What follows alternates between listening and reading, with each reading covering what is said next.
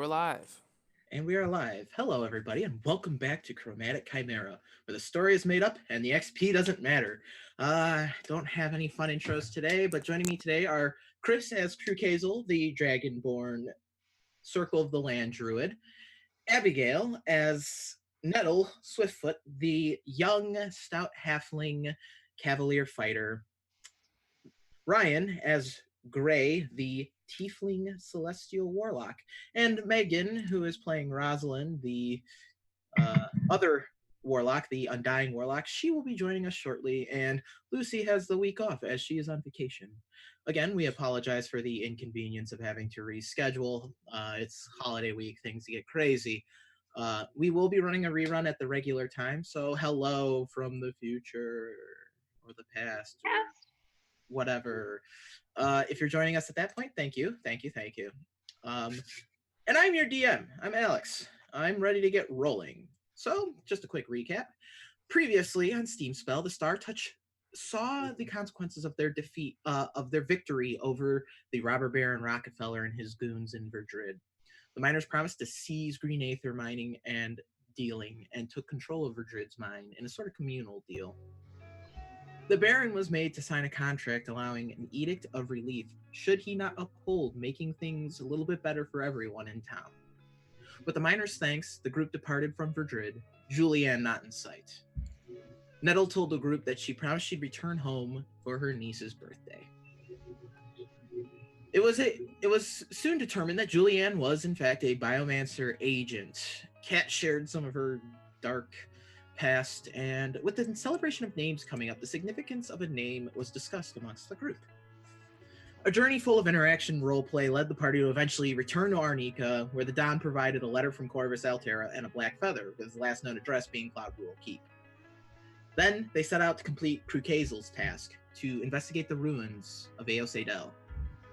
Along the way, they were ambushed by Julianne, who had brought biomancer hunter-killers with her. She promised if Kat came peacefully, her sister would come to no harm. After some deliberating, Kat went willingly, much to everyone's dismay. Gray, praying to his patron, was answered, but by someone else, who promised that he would return Kat. The party then kind of left with picking up the pieces, was determining their next course of action, and that's where we left them off.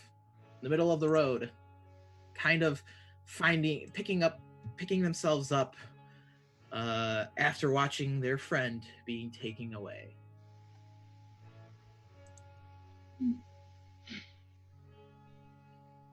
What time of day is it?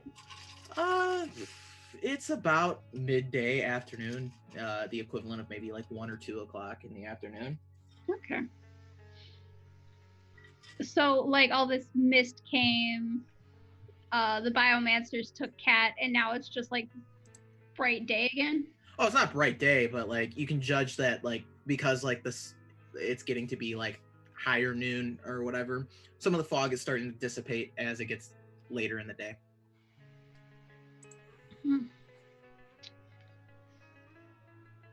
Do we keep going through this?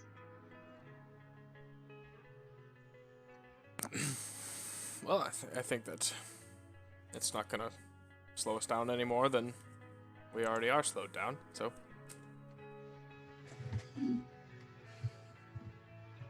I miss Kat. She just left. It's been like 3 minutes.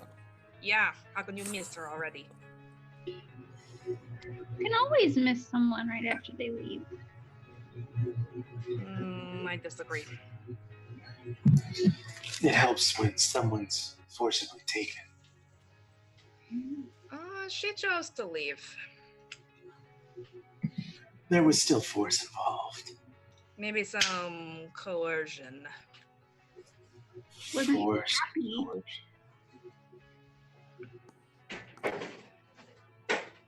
I'm not happy either. Well, we can't stay here. We should get moving. Well, we're gonna... If we can't help Kat, we're still gonna help Mr. Crew, right? Hazel. Crew. It's 2 syllables. I don't understand why you have a problem with this. We'll get It's all right. She's 5. there. Well, I sure would appreciate your help. I'm 13.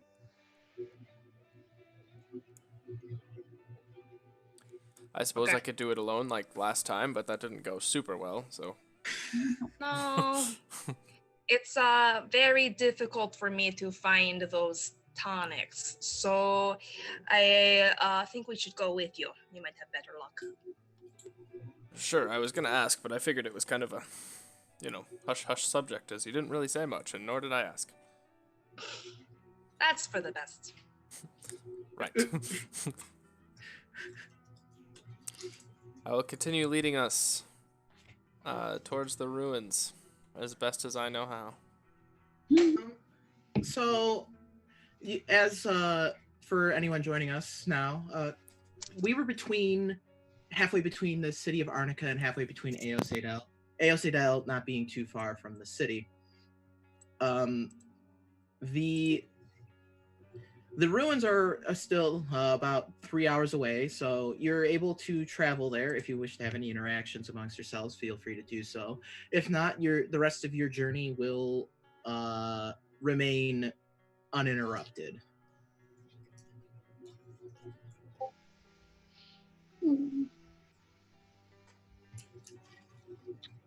Nettle is trying to think to herself, like, what kind of monster she's gonna get to defeat to help save her friend Cuckoo. I'm trying not to think of what kind of monsters we're gonna face. At the Oh, same time, she's thinking of the monsters. I'm thinking about what we're gonna have for dinner. Priorities.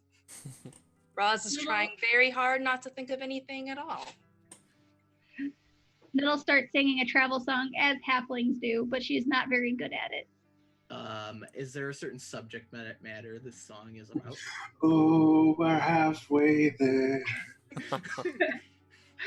It has something to do along the lines of going to collect the mushrooms. Okay. It's probably an old Swiftfoot song passed down from generation to generation. It probably mentions the name Swiftfoot in it once or twice. Oh 10 yes, times.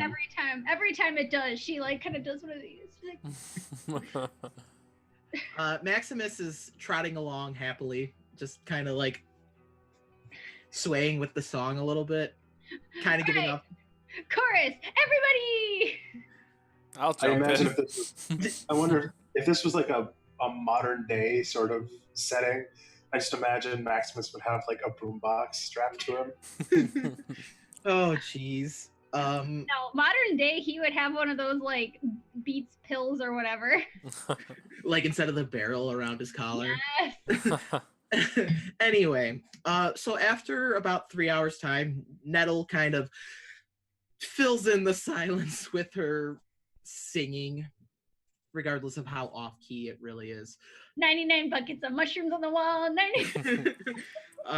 You eventually do reach. You eventually reach what looks to be a sort of building that kind of comes out of the ground, made of this black stone, like almost like an onyx or an obsidian.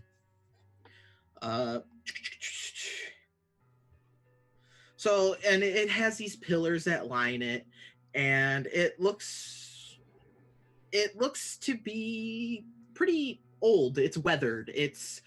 There's some spots that have some moss on it that have grown on it, and you see a sign outside on the front that says "Property of the Temple of the Astral Star and Higardi Historical Society. Entry only by permit." But you also notice, strange, for being a place that is entry by permit only, there's no guards outside. How do we get a permit? Well, I'm not quite lawful good, so I think if nobody's here, I don't think we need a permit. Gray's gonna cast prestidigitation and make a small piece of paper that says permit on it. That's all it says on it, by the way. Just permit. Permit. Where's my Here you deck? go. I'm gonna make an insight check. Good to go in. Okay, is this? Am I rolling a deception or something, or? Sure. Or if you have proficiency in forgery tools, I'll let you add that too. No, deception.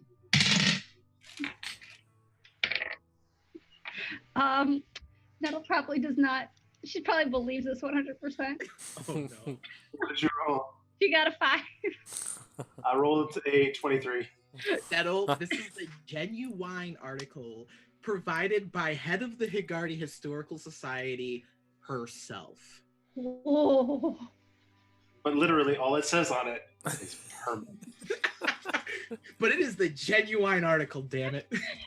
When did you get one of these? Are you old enough to know? I have my ways.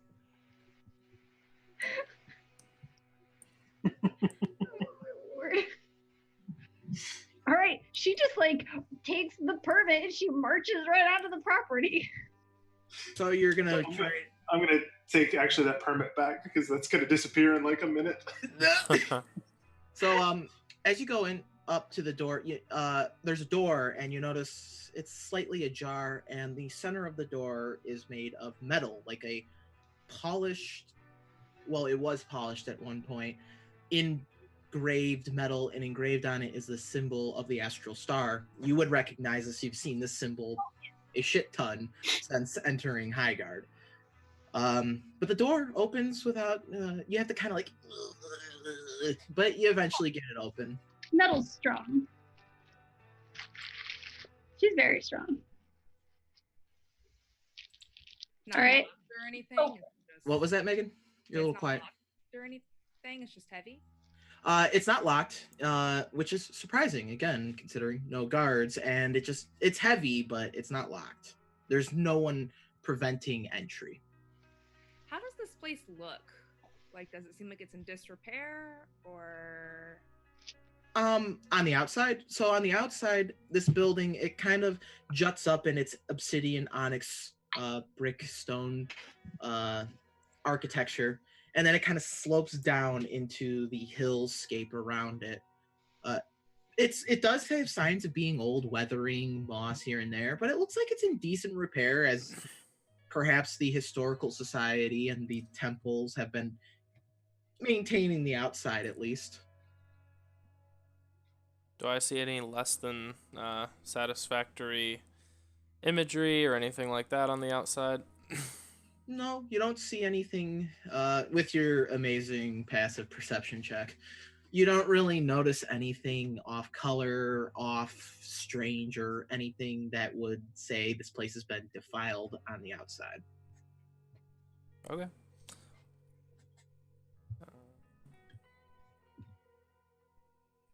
Guess I will go inside.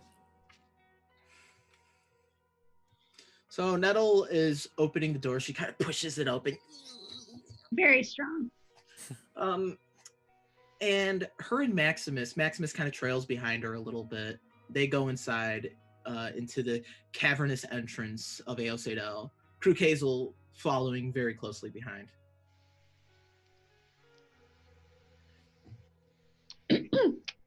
Hello. So your voice echoes. Hello, hello, We hello. have a permit. We have a permit. So smooth, dark stone lines the walls as you begin to descend on this massive, very long staircase downward into the earth. And as you're descending down, you notice on the side that ethereal crystalline lamps on the wall are lighting up as you approach them going down these stairs. Well, there's only one answer to that. They know a hero has come. Oh, jeez. Well, it is very neat. I like this effect. It does look really nice. It has an ethereal beauty to it. What color did you say the glow was? It's like bluish. Bluish. Okay.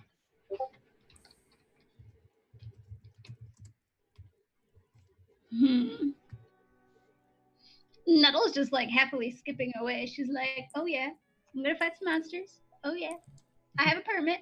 Uh-huh. I'm gonna be praying to all three under my breath.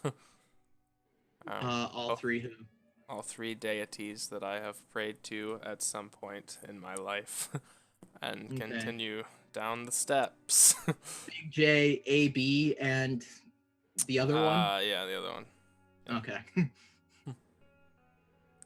Little B. Ryan, you're muted if you're trying to say something. Yeah, I said Craig. Craig, Craig. the Craig. mighty. Craig. Randy Swiftfoot. Craig and duh. Randy. So you descend down these. It feels like it's almost not an eternity, but it does feel like it takes quite some time to descend into the depths of the earth. And as you begin going down, it starts to become cooler, and whatever humidity was outside, you can't really feel down here. The coolness matches the obsidian black onyx stone walls almost in a strange sort of otherworldly way. It's almost as if you've entered a whole new dimension of some kind, as this is an unfamiliar environment to, I would guess, all of you, considering most of you haven't really spent much time underground in these ruins. We've entered the Twilight Zone." So you enter into a room opens up as you reach the bottom. Smooth dark stone lines the walls. In the center of this room, the main feature of this room is a metal statue. It's sleek and silver in color, almost as if untouched by time, because being deep in the bowels of the earth have made it to be as if the elements couldn't touch it. More of these blue crystalline lanterns line the wall. And as you're looking at the statue, you notice it has 4 arms kind of crossed in various positions, and each arm holding a different colored orb. I don't like this. I want to inspect the statue a little bit more. So as you This is- as you approach the statue, you notice that there are etchings in the statue. It's almost as if it's majestic, yet also filled with a sense of wonder. If you would like, you can make a history check. Sure. While Nettle's doing that, can I hear anything like deeper in the ruins or just anything at all? I can You don't, roll for it if you want. If you'd like to roll for perception, feel free.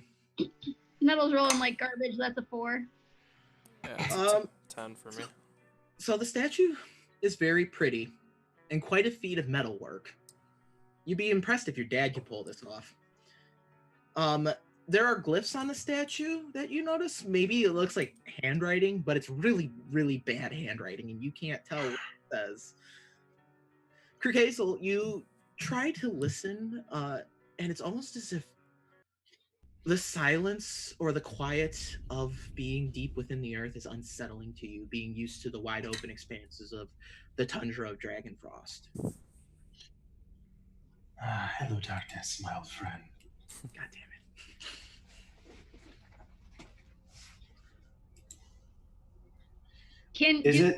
Sorry, go ahead. No, is it pretty well lit in here? It's decently lit. It's not like daylight, but there's enough light where if you don't have dark vision looking at you, Nettle and Kruk Hazel, you can see without requiring any torches. For the hell of it, Gray's gonna go ahead and cast Dancing Lights. Okay. So just out from under his sleeves come these little orbs of light. They're gonna I just want them to kind of like about 2 feet out from the statue, circling the statue. As you're circling the statue, then the statue is like, it reflects the color of your lights in a very beautiful way. The statue, it's beautiful, yet it evokes feelings of you haven't really seen anything like this. The only one who probably has is Kruk Hazel.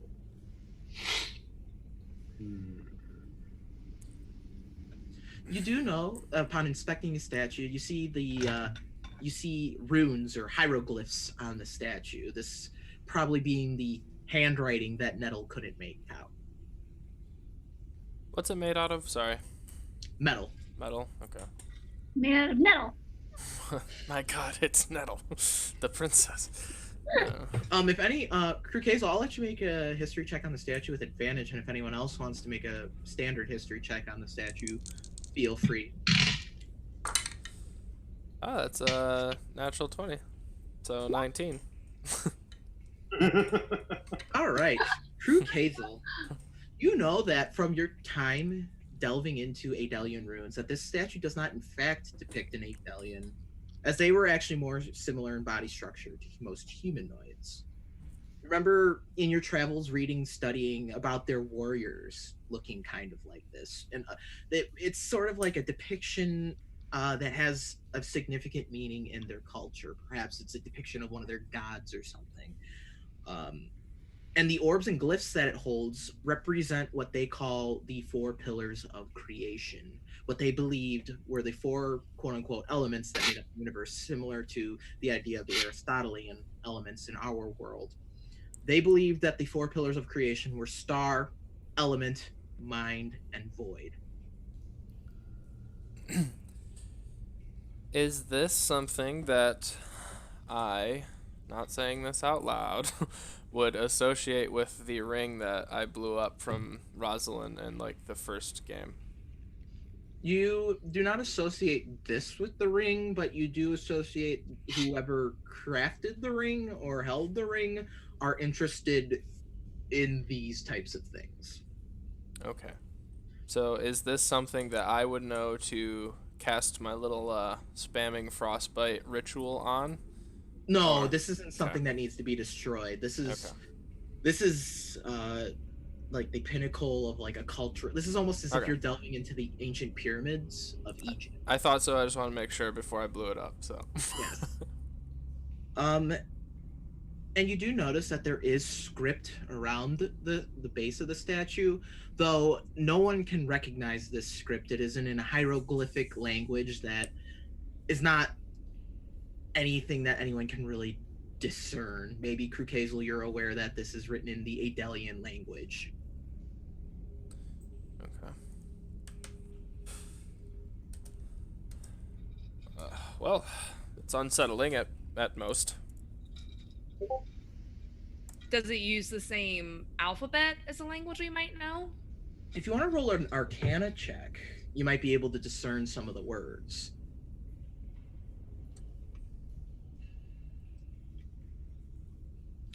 Damn.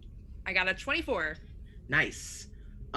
So, Rosalind, you've done some studying in the arcane arts, and you've recognized some of these words because Adelian words are often used in a lot of spells and spell books. Adelians actually really helped change the art of magic, as many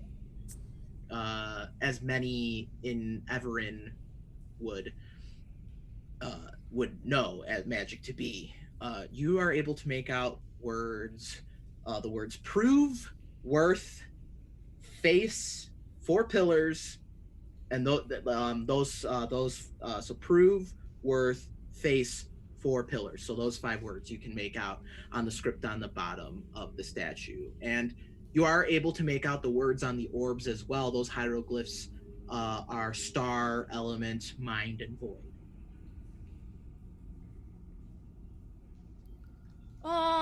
I think this is some kind of ancient riddle. What do you think, Kruk Hazel?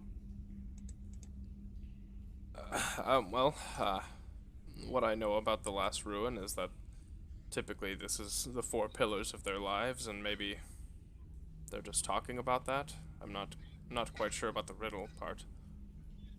Oh, I was thinking riddle because at the bottom here, I can't make out the whole sentence. There's some words here I don't understand, but this is very similar to some runes that we have for proof, worth.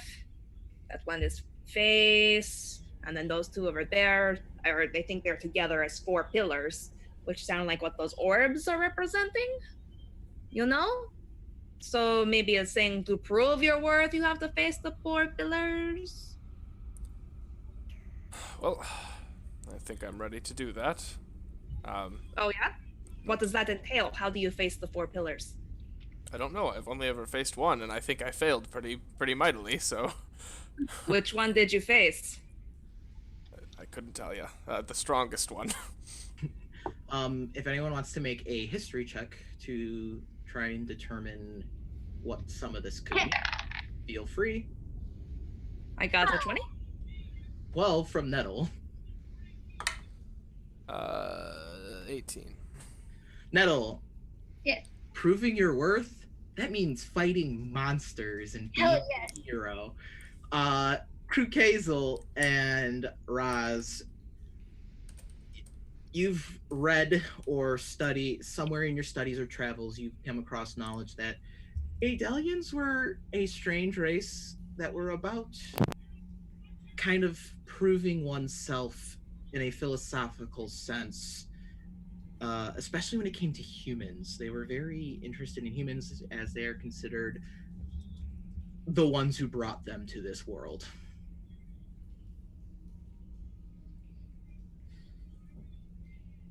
We have no humans.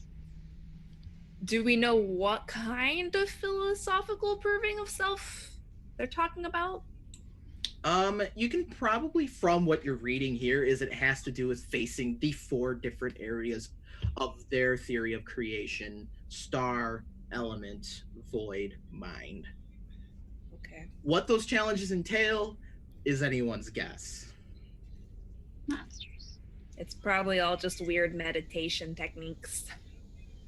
You know, discovering yourself inside yourself. I think and it's then, like a peaceful thing. yes. I'm No! sure it'll be very tranquil and relaxing, I but don't- also kind of frustrating because, you know, we're in a hurry. Yeah, I don't think we'll see a single monster.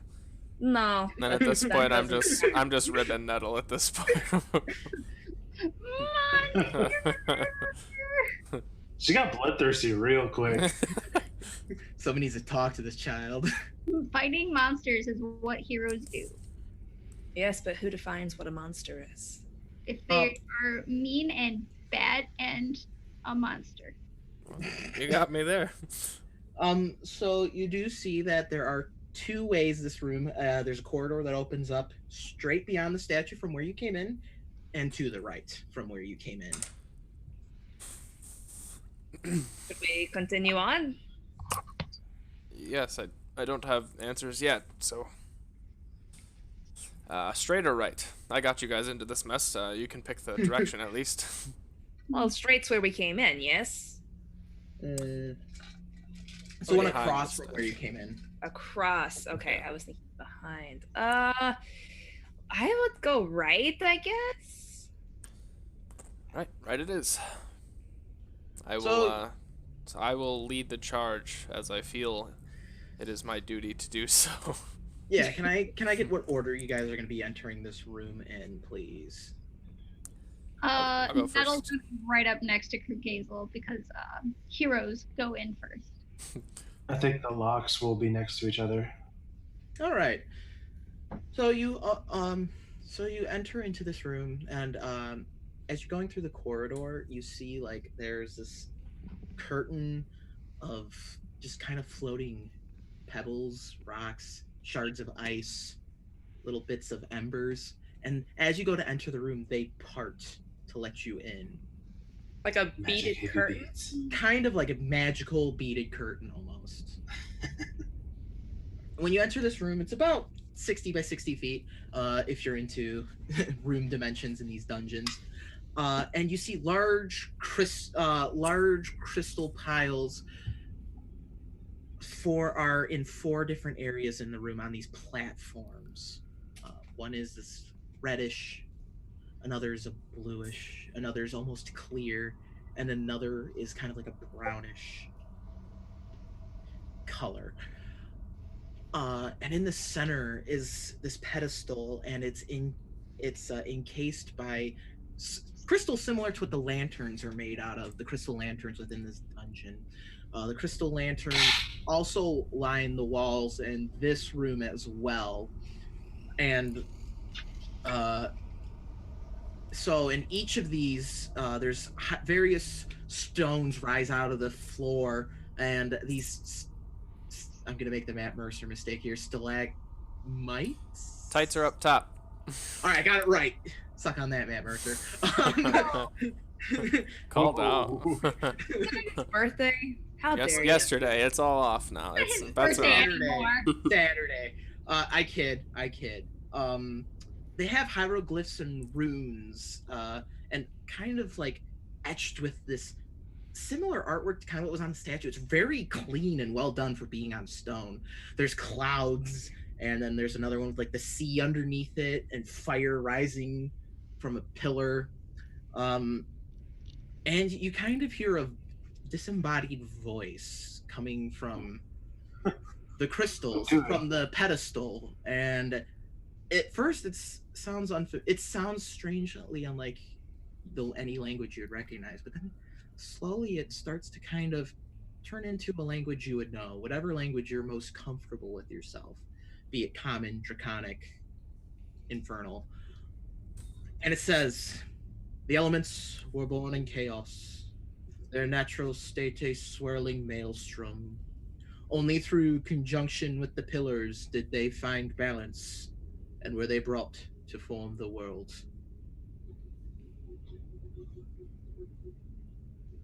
Upon closer inspection of these piles, you notice they're not balanced. One pile has some more of the crystalline form of their respective color. Others kind of have a little bit less.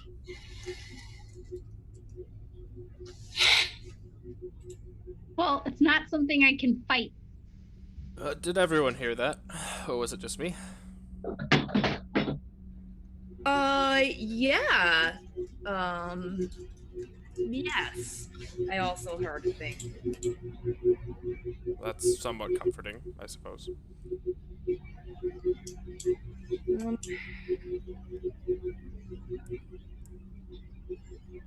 I don't. It must belong to a monster. No, like I said, this is philosophical. You're not going to find any monsters. We need to do some kind of balancing here, I think. Which one has the least amount in it? The one with the least amount is probably the orange crystals. Do we just reduce the others to the amount of the orange crystals?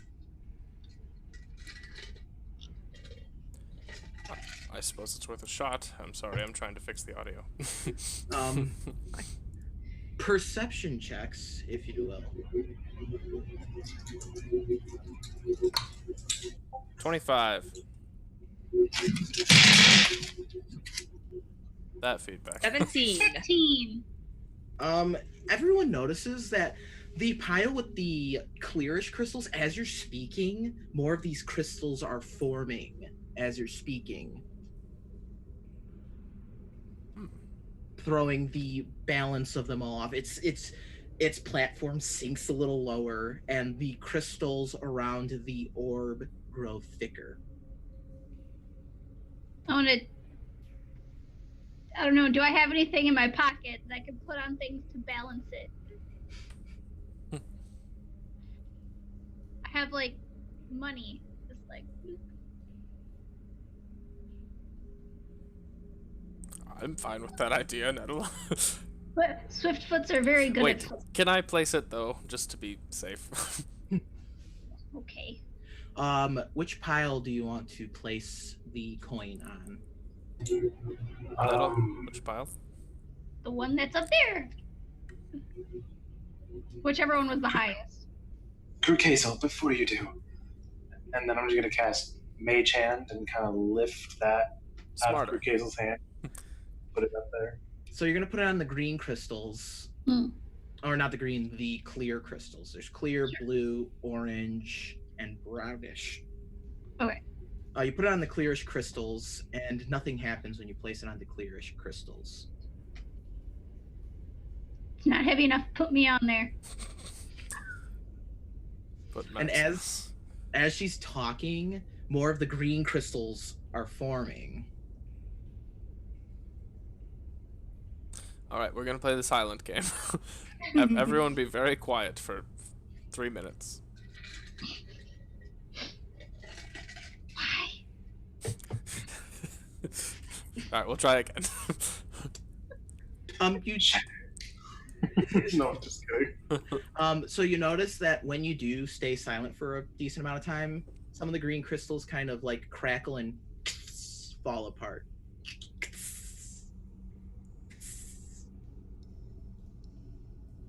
But the blue crystals are out of balance, and so are the brownish and orange ones.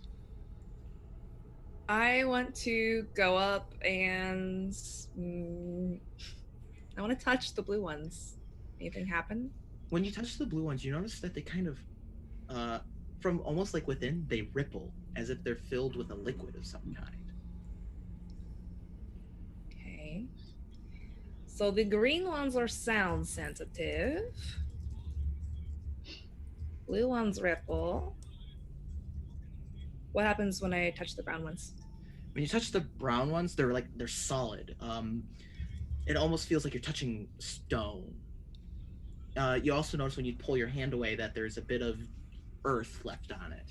Yeah, they're elemental. Is anyone else elemental? Well, I think I can create most of them. I will, going off of a hunch, cast Druidcraft on the orange ones and just a little tiny flame. Yep. When you go to cast Druidcraft and you create the little flame, a crystal engulfs it, and the pile grows to be balanced with the greenish, clearish crystals. All right. Anyone opposed to me continuing this, if I can? I mean, I think you figured it out with your giant philosophical brain. Well, I'm pretty sure I just heard Gray say that and then did it, but I'll take it. Our collective philosophical brain. I will go down and get my little canteen out and sprinkle some water on the blue ones. And as you do that, crystals envelop the water you sprinkle on it, forming more of the blue crystals until you keep pouring until they balance out with the other ones. And you do make sure after speaking to give enough time, I take it Nettle's probably shattering green ones as they're forming when you talk it. All right, I will go up and blow on the last ones to try to conserve my spell slots, or the clear ones. Those ones are okay because as you're talking, those ones grow. It's just the brownish ones that We are need left. dirt, so I suggest we put Nettle on it because she's filthy. We could use baths. I don't know what you're talking about. Gray Or the- is at all times. Or I the look dog. Maximus, could you dig up some dirt? Can dig. So Maximus begins digging, just shoveling dirt onto this thing, and as the dirt gets shoveled on, brownish crystals form around the dirt, and eventually they become balanced, and you hear just a and the crystals around this orb, they kind of lift away and kind of float up into the ceiling, leaving a small glassish orb on this pedestal, and within looks to be a little bit of swirling bits of rock, water, wind, and fire. I pick it up. When you pick up the orb, nothing remarkable happens. It looks like a little mini maelstrom of elements. Well, I think we beat one of the challenges, and I will saunter into the other room and place it upon the outstretched hand of the statue. Oh, that one's hands are full. Oh, that one's full. Okay. Yeah. All right, then I will Okay, pocket it. knock off these stone orbs and put that one in it. Do you think that's the solution? I guess so. I was going to put it on the statue, but I just checked and that one's full. So you can head back the room you came from, the main foyer. There is a room you can head in. I'm gonna call it north, and then there's a room to the east. You can head into. Those are the 3 corridors you have to work with here. Okay, well, we did elements. I Mhm. can deduce that the remaining ones are star, mind, and void. My thoughts exactly. Unless we are already star. Maybe the philosophical riddle was inside us the whole time. Roll credits. The real treasure was the friends we made along the way. Do we want to go north or east? I'm fine with either. I mean, we gotta get them all done, so. Nettle, which one calls to your tiny heroic heart? Void. Your options were north or east.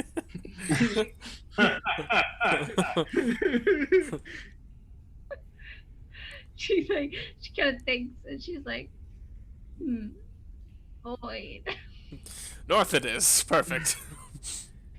Okay, so you cross through another elemental bead curtain, and you enter into what looks just to be an empty stone room. But so in this empty room, though, are shelves and various trinkets on the walls. But that all soon drops away as you're kind of just standing in dark oblivion. Disembodied eyes peer at the party, and you hear that disembodied voice again that you heard before. And from nothing, creation was born. Although unseen, the void maintains the fabric of reality.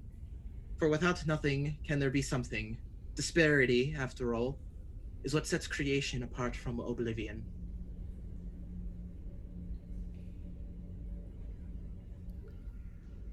And it stays empty.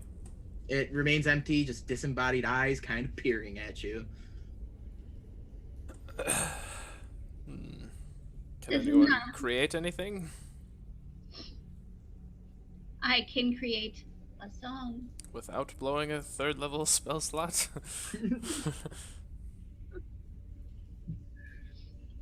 Do I have any like paper on me at all? Does anyone Uh, have paper? You have a journal, so yeah. Oh, that's right. I do have a diary. Nettle kind of like pulls a little page out of her diary and starts folding. Are we doing origami? And she's going to make a tiny little crane. The disembodied eyes just kind of blink. The blinking guy gif. And you just kind of just you just hear like this weird gurgle in the distance, like I created it. What are we trying to create exactly? For Ryan's purposes? 'Cause Life. I was thinking like life. From the void, all life was created. from nothing creation. Oh, from was nothing. Oh, well, Nettle doesn't really know how life is created. Oh, shoot. Um, Can you Yeah, guys... I'm not sure any of us are compatible in that way. Yeah, pretty old. I take Nez out of my hood and I offer him up because technically find familiar. So you cast Find Familiar, and the disembodied eyes, they kind of just slowly close, and almost in a weird above you, this doorway like is created of light, and stone stairs begin floating little by little to form a stairway to Well done. the doorway. Well done, And Ray. Nez goes right back into my hood because fuck that shit. I will ascend the stairs. Nettle's a little grumpy because her origami crane didn't cut it. So That you we- you ascend the stairs, and when you arrive back in the room that you were originally in before reality dropped away from you, you see a pillar similar to the one where you got the element orb from, but there's nothing on this pillar.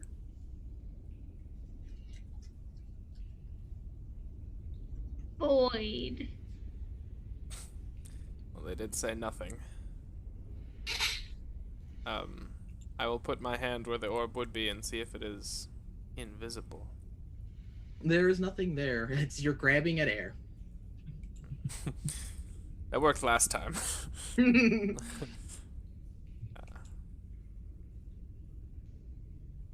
Nettle is going to sit crisscross applesauce and be like, oh. Nothing is occurring, but you do notice that this room is in a cross. South is where you came from, and then you have north, west, east that you could go. I'm clearing my mind for the void. What happens if you put that other orb there, Kokezel? I'll give it a go. I didn't want to lose the orb so quickly, but I'll put it down. Well, you don't have to take your hand off of it. Just... Ooh, I'm taking my hand off of it. You place the orb there, and there's really nothing happening. Just kind of orb sitting there. It just kind of orbs there. There's just orbs there, nice and spherical like. I will take it back. You return the orb to your possession. Alright, do we want to go try something else to come back to this one? This Yeah, one's well- harder. Yeah, it's kind of hurting my head a little. I Yeah, I don't like it. Let's move on. want Which to go direction? west.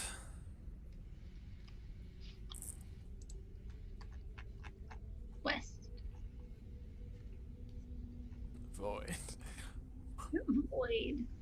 So you go into the westward room, and as you go to enter that room, you notice there's a sort of just a curtain in the way, and you open it, and there's more of this onyx stone.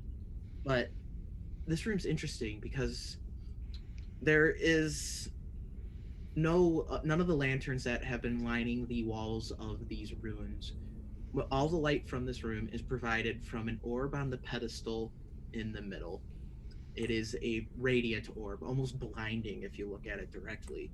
And surrounding it are little gem spheres that circle it in a sort of orbit, if you will. They're various colors, and they float around this orb, and the walls glisten like unnatural fireflies. And you hear that voice again, and it says, "In time immemorium, the astral star created the cosmos and the realms. Out of selflessness, it made the ultimate sacrifice, body and soul."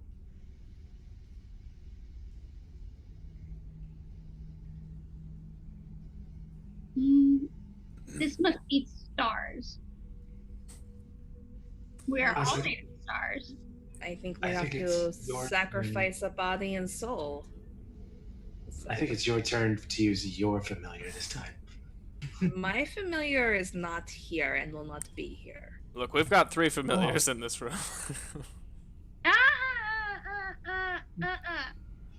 We've got 2 familiars. All right, Not Krukazel, a familiar. use your familiar. Oh, okay. No, you don't have to. We can come back to this one too. The element room was so easy. I know, eventually we're gonna have to come back, though. Well, you do notice that there is nothing obstructing you from walking up and grabbing the orb in the middle. It is All right. radiant. It is Seems bright. like a Mage hand. trap. Yes, well, voice in my head telling me what I notice and don't notice. I also noticed the other voice in my head saying ultimate sacrifice, body and soul. And I am not that selfless. So, Mage hand? What are you going to do with the mage hand? Oh no, I'm not actually casting. I am gauging the group's interest in my use of Oh. Mage Hand. Nettle, would you like to make a brave and heroic decision right now? I'm gonna touch the orb. Not what we asked, but That's what Roz asked. Alright. Nettle, are you going to approach and touch the orb? Yeah. I'm not gonna let her. I can't. I'm No. so sorry. I can't. I need athletics checks from the both of you. Oh, shit. That's gonna be a 17. Come on, baby. 13. Damn it. And we will see what happens with that No. after the break. Dun dun dun. Dun, dun, dun. We'll be right back. Thank you for tuning in so far. Thank you again for dealing with the reschedule.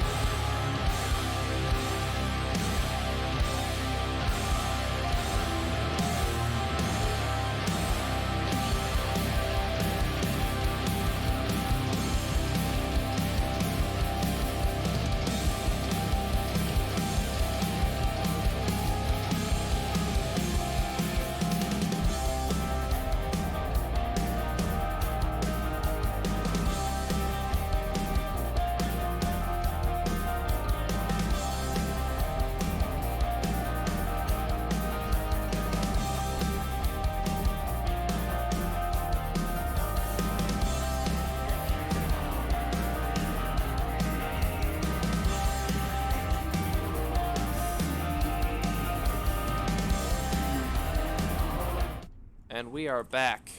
Welcome back, everyone. We are in the midst of Steam Spell Episode 9, Follow Me as a Ghost. For those of you just joining us, the party decided to delve into the ruins of Ayosedel, and so far have been facing the challenges of the four pillars. Right before we took break, they had solved the Elements riddle, thought they solved the Void riddle, and they're on the Star riddle. Krukazel is trying to stop Nettle from grabbing the uber radiant orb in the center of the room, but Nettle, and that is where we left off, and Nettle had beat his athletics check.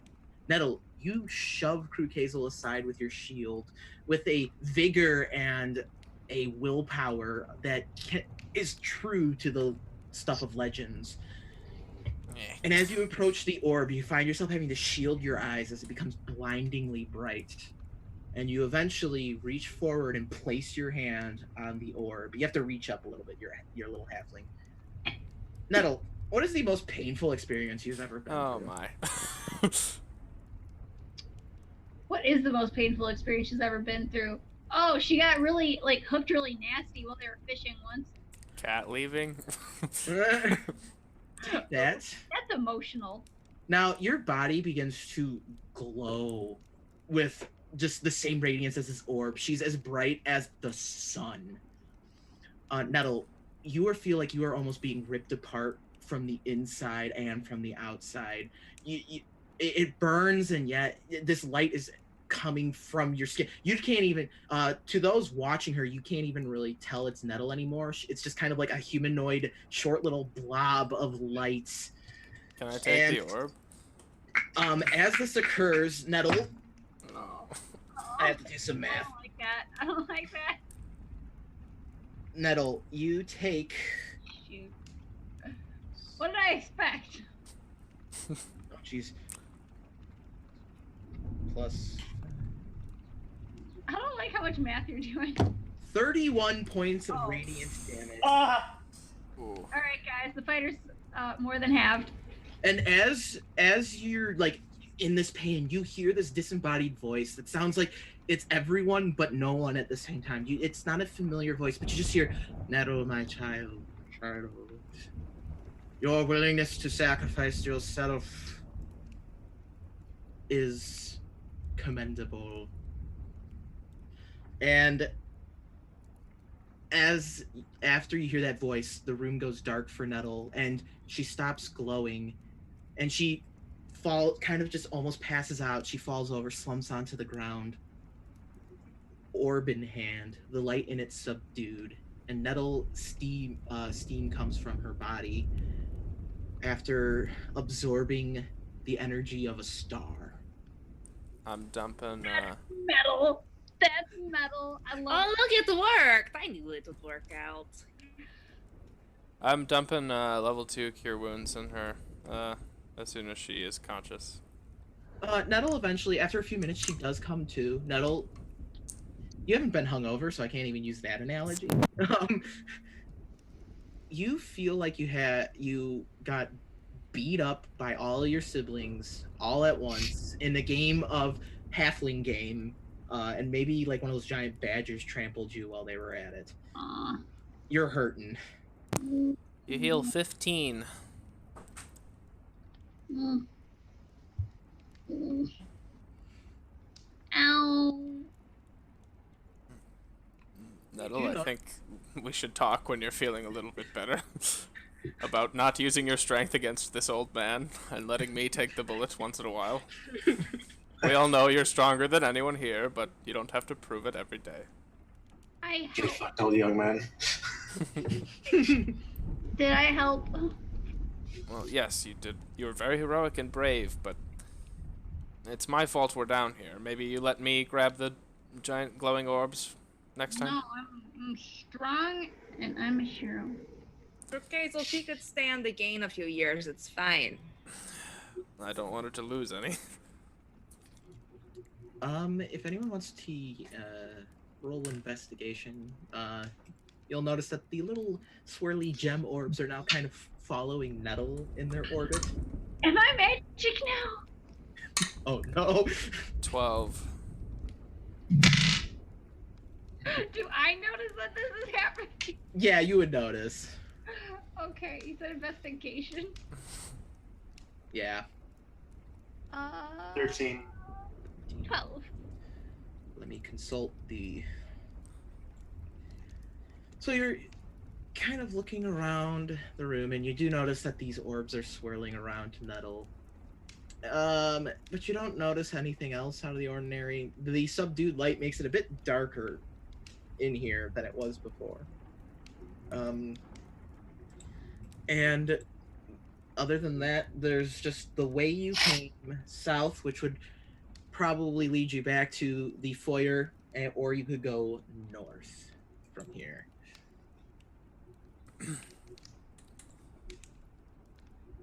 North it is. Now we get to Void. We did Void, didn't we? No? Yeah, you did. Yeah, we did. So you continue northward. And as you continue northward, you eventually slip past some more curtains, these ones purplish pink. And you come upon an empty room. And the room soon fills with a sweet smelling gas. Don't like that. Yeah, do we know what this is? As the gas is filling the room, you hear that disembodied voice you've been hearing for the other challenges. Our senses, thoughts, and emotions are how we perceive creation. For without the mind, life would be without meaning and hollow. It is through confronting our fears, the greatest emotional response we have, can we truly experience creation to its fullest. I will give Nettle the old stiff arm and step into the gas. So, Krikazel, you disappear into the gas. The room's empty around you, but not like the void room. It's kind of more like a silvery, shimmery void. Not void, but like just area around you. You're alone. But eventually, in your vision, you see a young dragonborn girl, white dragonborn girl, wandering dark halls that begin to materialize around her and you. And she's weaving around pillars, and she ducks into another room. What would you wish to do? Am I acting freely? You are acting freely. Okay. You are not. This is a lucid dream. Gotcha. Okay. I will say, Kala, wait up. It's not safe. And you begin to run forward, and you hear disembodied chanting.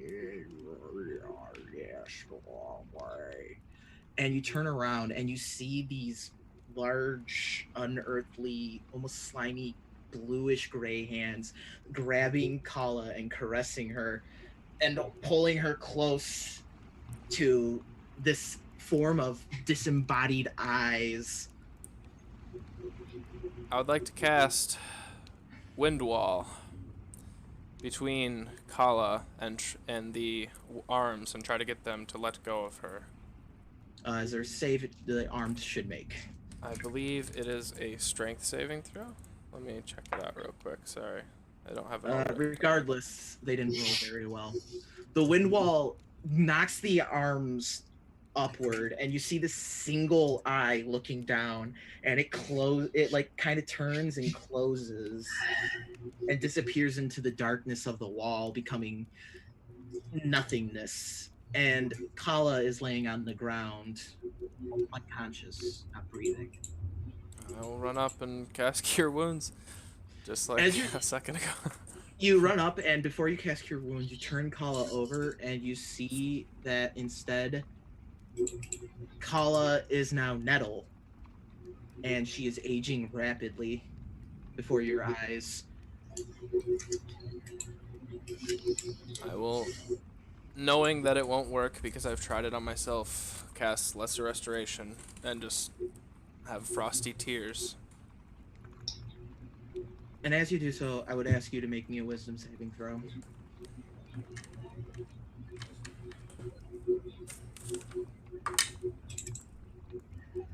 Not good. 11. 11. You feel you're full of despair, and you begin to thoughts of your friends being in the utmost danger fill your mind as you kind of take a point of madness.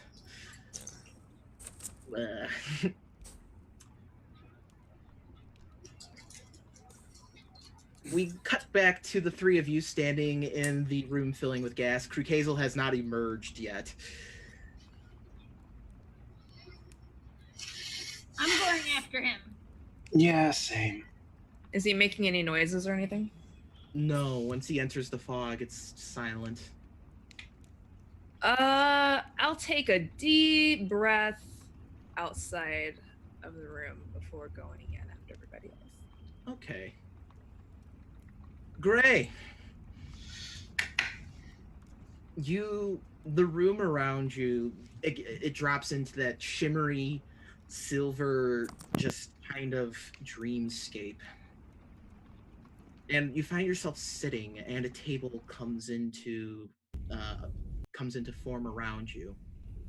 Sitting around the table are your friends that you've recently made: Kat, Rosalind, Nettle, Krukazel, and your patron sits at that other head of the table. They are feasting on this lavish feast. The food looks delicious in front of you. Then they're feasting to their heart's content.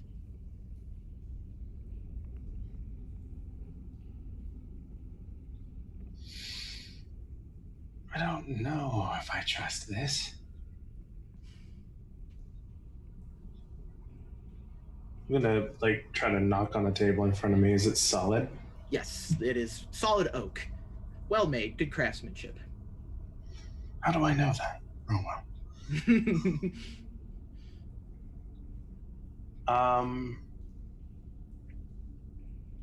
No, knowing where he was just a second ago, he is not going to eat anything. Okay. He is instead going to walk around to everyone's table setting and use his proficiency in table settings to make things look nice. So you're making the table look nice, and your friends, they look at you expressionless, and they're just kind of continuing to eat. And That's not disconcerting at all. as they're eating, you feel yourself growing hungrier and hungrier. The feeling that you're feeling harkens back to your time when you were growing up in Verdrid, alone and hungry.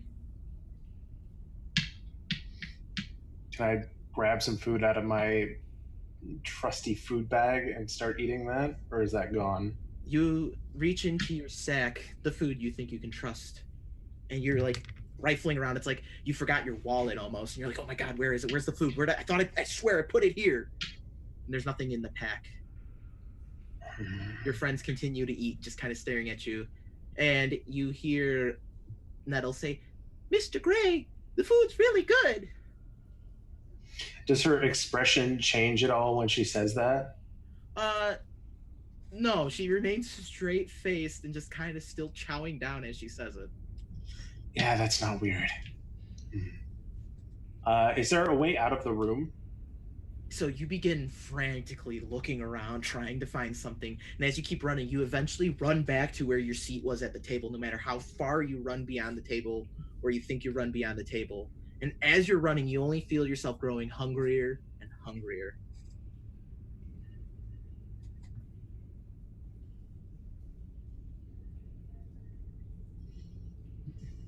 If you would like, you can make a Constitution saving throw. See how well you can resist the feeling of hunger. Yeah, because I'm probably really good at those, right? Maybe. It's okay.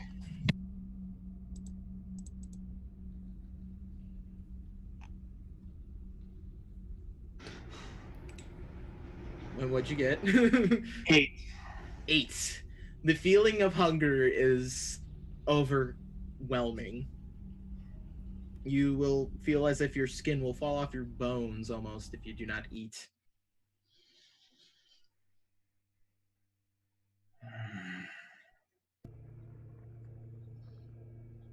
All right, I have to then. I'll just grab up just a small piece of bread and eat it. Once the bread hits your lips and goes into your mouth, ash. It's a familiar taste. Doesn't sate my hunger at all, huh? It doesn't satiate it. Even if you were to eat more, it would just turn into ash, and no matter how much you tried to eat, you would only grow more hungry. And even like your patron just kind of starts chuckling to herself as she watches you struggling to eat, this being who swore that you would never go hungry again. And at this moment, I would ask you to make a wisdom saving throw. All right, I guess I don't have time to do that beforehand. I was going What to would you ask. wanna do? I wanted to take one of the daggers that I have. I have Okay. two of them that Okay. I've never used, and plunge it into my shoulder to try to help me clear my head. Yeah, sure. Roll damage as if you just stab someone with a dagger. I take 3 points of piercing or And that- slashing damage. And then you can take your wisdom saving throw with advantage as you're jolting yourself out of this. Okay.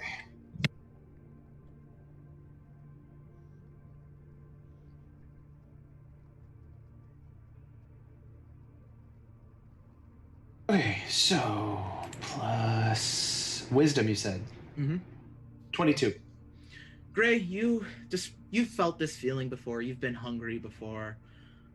Despite this unsettling scene, you find yourself actually full of more resolve, feeling you've overcome this strange feast. Next, we have Rosalind or Nettle. Who would like to go first in the order of things? I don't care. Flip a coin. Roll a die. I did. Nettle, you're going. Okay. Nettle, you charge bravely on into the mist, into the gas. And soon you keep running and running and running and running, and the room fades away as you're running forward into that silvery mist. And eventually you come upon a dark clearing. Webs line these trees that are starting to kind of jut out of the ground. You've heard of this place. Your dad told you about this place, the Gloomwood Forest, and how you were to never go there. I draw my sword. You draw your sword. Maximus with me? Maximus is not with you. Oh. I draw my shield. And then you hear a familiar voice. It's Roz calling for help. You hear Krukazel calling for help. You hear Gray and Cat calling for help. I'm coming! I'm coming! She like kind of swings her sword around. Not afraid of you! And as you kind of turn around, you eventually start seeing your comrades, your friends, the adults who are helping you on your adventure, strung up in webs in these trees. I'll get you down.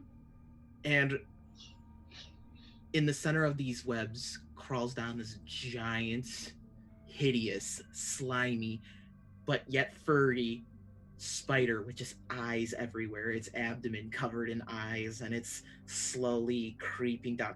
It has the big old fangs, and it's just kind of clacking them together as it kind of is approaching your friends, and it takes Cat and kind of webs her up really well and kind of just uses two of her legs to pull her into it, meal position. Stop! I'll stop you. I'm not afraid of you.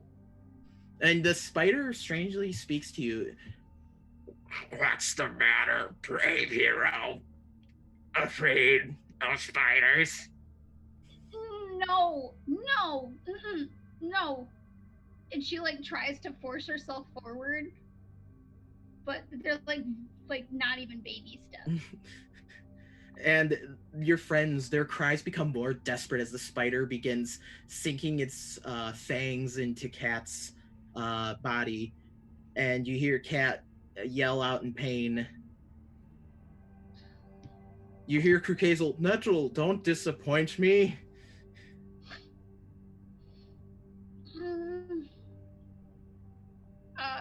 Can I have her make an attack at disadvantage because she's just gonna like? Yeah, go for it. Uh, 17 to hit. 17. So you're like and you hear the spiders, and you cut off one of its legs, and it just kind of spewing this greenish blood everywhere. If you would make a wisdom saving throw with advantage. Ooh, net 20. Nettle, you have faced the nastiest of monsters. You saved your friends in your mind from this evil spider monster, and you find your resolve strengthened by your efforts to save your friends.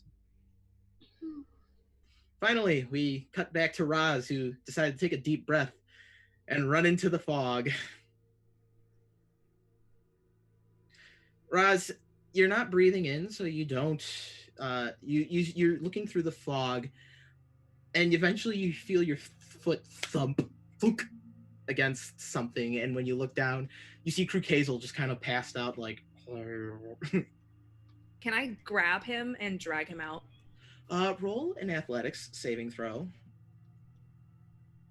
A check or a saving throw? What am I doing? Check, not saving throw. What the heck? There's no such thing. It's like I don't know what that is. My brain isn't functioning. The void's getting to me. 5. I'm very strong. You are yanking on Kruk Hazel, and it's dead weight. He's a sack of rocks at this moment. Yeah, she curses and hissing noises. I wonder. So at this point, it's going to be hard to hold her breath. Mm-hmm. Then again, Roz is immune to poison. This might be okay, she thinks. She's going to, instead of trying to drag, since that's not going to work, maybe get down and try to push him out? Does he have like a cloak or something on? Yeah, he's got like. Roll him? Yeah. So you begin rolling him. If you would like to make a Constitution saving throw to see how well you can hold your breath, unless you're going to willingly breathe. No, she's not going to do it willingly. Con save. Another thing I'm great at. Oof. Nat 20 for a 21. Are you wearing a gnomish diving suit? Because hot damn, you're just like powering through, no matter how blue your face is turning, you're just, I will get this dragon out of here. And you get Kruk Hazel out of the gas. Okay, good. I want to pull him back out into the hallway and just collapse there against the wall literally catch my breath for a few moments. So you do so, and Kruk Hazel begins coming to. Kruk Hazel, you're filled with a sense of despair and dread as you're coming to. You almost don't recognize Rosalind when you wake up. You okay? No, but I'll manage. Where are the others? I don't know. I went in there and you were unconscious and I could barely get you out. Did we hear any noises at all? Are they making sounds? You do probably hear the thunk of metal that is Nettle's armor. She's just continuing to go forward like this. They're still moving. Should I go back? I think as long as we can hear them, it's okay. Nettle! Gray! Can you come toward our voices? Are you okay? Did I save you yet? Come this direction. Over here. You did it, Nettle. Did I kill it? Yep. If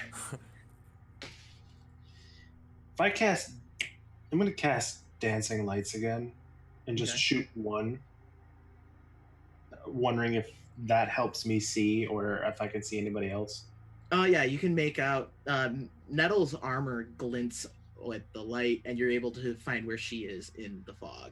Just put an arm on her and kind of like.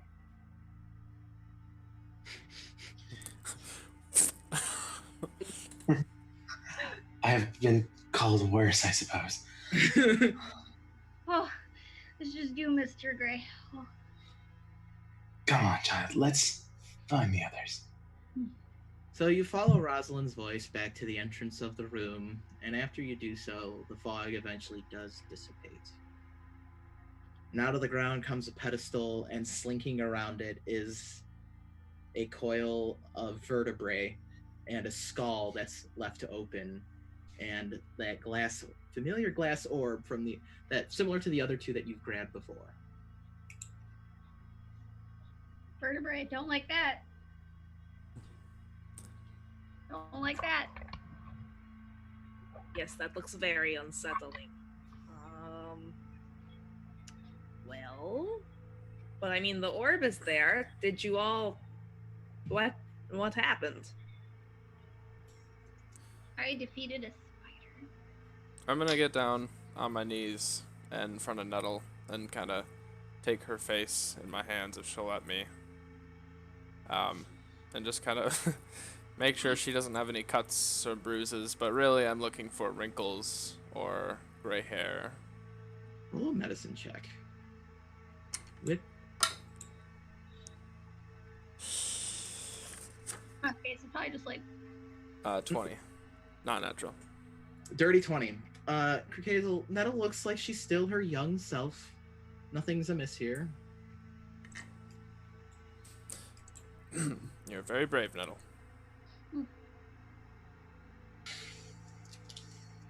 yes, I am. Did we get all of them? No, it's still in there. I'll get it. Nope, Okay. I'm taking it. So you walk in and you grab this orb, and inside it looks to be like a brain. What was that? Sorry. It's like a brain inside this Oh, orb. nasty. What the... Well, I guess I'll still snatch it. So from this room, you can go east or north.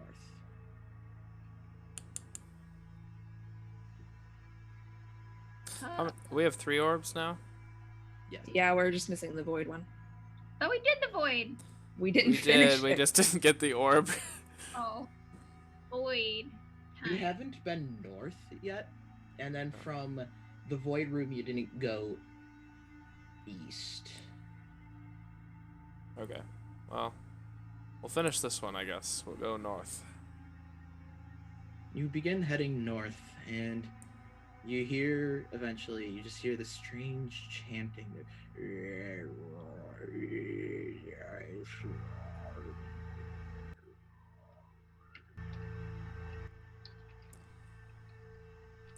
I'm gonna take out some, I'm gonna rip off, oh, this pains him. I'm gonna rip off some of my little tunic, Oh no. some cotton, and hand it out to everybody and plug Nettle's ears for her and plug my own. Do you think this is necessary? It might be, I've never heard chanting voices go good. Can we tell what they're chanting at all? Does it sound like a language that we know? It is not a language you're familiar with. It's disembodied. It's dissonant itself. The chanting is very dissonant. It's almost as if there's no harmony to it. There's definitely multiple voices chanting it. Okay. Time to make earplugs, I guess. How would you like to approach this room as you enter it? You see more of the classic crystal lanterns, and you also begin to see like large crystals almost jutting out of the ground and walls in here, as if they're like bursting through the wall. The chanting grows louder.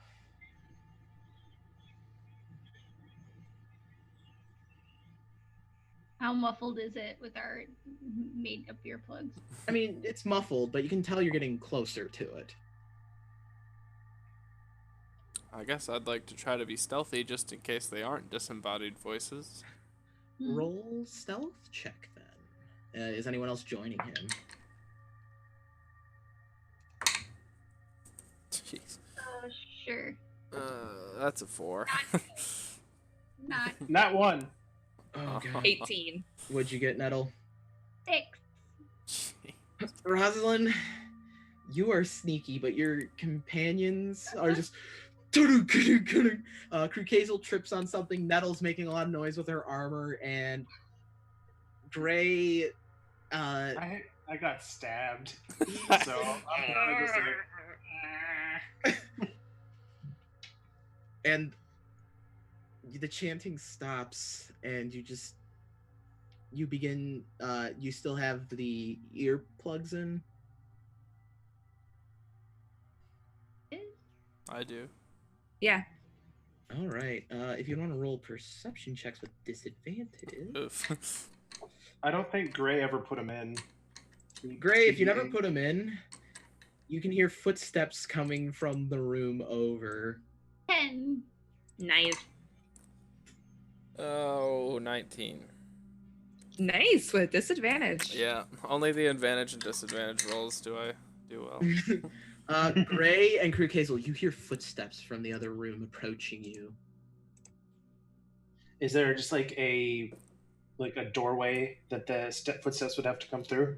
Yes, there is. There is a corridor they would have to go through. Did I recognize like what the chanting seemed to be? If you'd want to roll History Arcana check, feel free. Or religion, if you're good at that. You'd think so, but you'd be wrong. All right, 12. Arcana. You've heard of weird religious sects, but this is not one you're familiar with. Did it seem ominous? Oh yeah. You didn't need a religion check to know that one. In this ruin. Ominous? Here? All right, then Gray is going to cast right at the doorway, Cloud of Daggers. Okay. So there's that nice little cloud of daggers, and I will warn Rosalind and Nettle while he's doing that. how much damage does that one do? So for me, it is 64. 64 damage? 6d4. Oh, okay. Hot damn. Yeah, go ahead and roll that for me. Okay, hang on. My d4s are on the other side of the room, of course. Oof. Is there anything anyone else would like to try and do while this is happening? Be quiet. Push against the wall. Maybe hide. I just want Alright. to warn Nettle and Ross so they're not surprised. I am warned. All right, Rosalind, sneaky. That is 19 damage. Okay. Let's see. Yeah, a creature takes the damage when it enters the spell's area for the first time on a turn or starts its turn there. So in the distance, you hear the and just hear.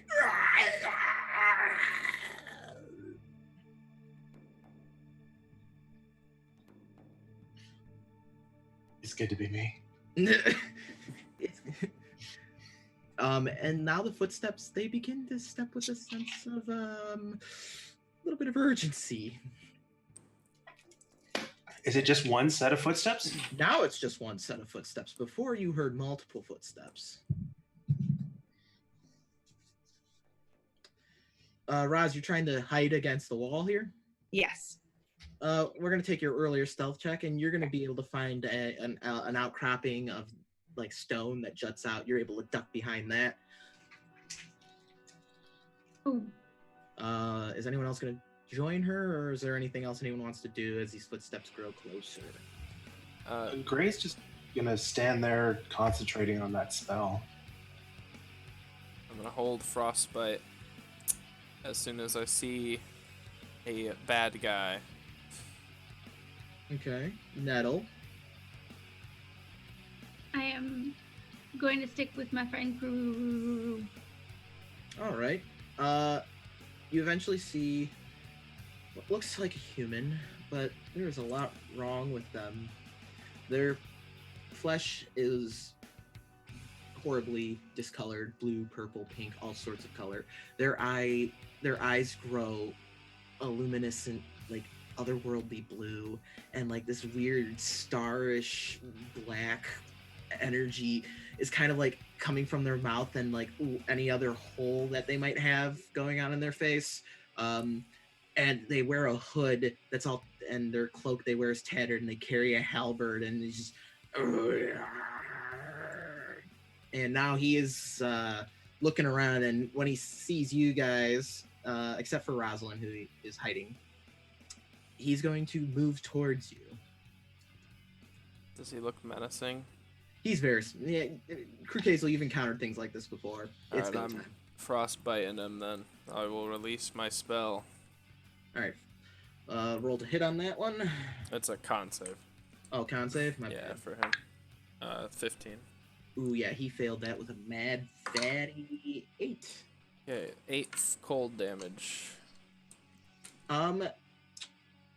So when you hit it with the cold damage, these ice crystals form around it, and it's just, and like the dark energy begins to leave it. Nettle, did you have an action ready?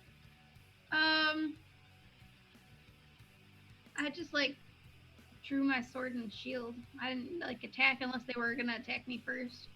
I mean, they're approaching. Gray, Rosalind, is there anything you want to do? How bad off does this thing look?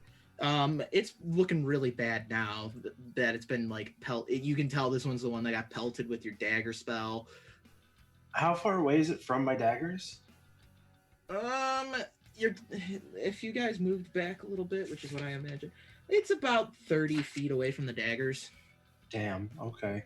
I'm gonna cast Eldritch Blast at it. Go for it. 2 of them. Double blast. That is a 26, Yes. and that is a 23. Those both hit. It's shoved back 20 feet. Oof. That's why I was asking. Ah. Let's see. D10s.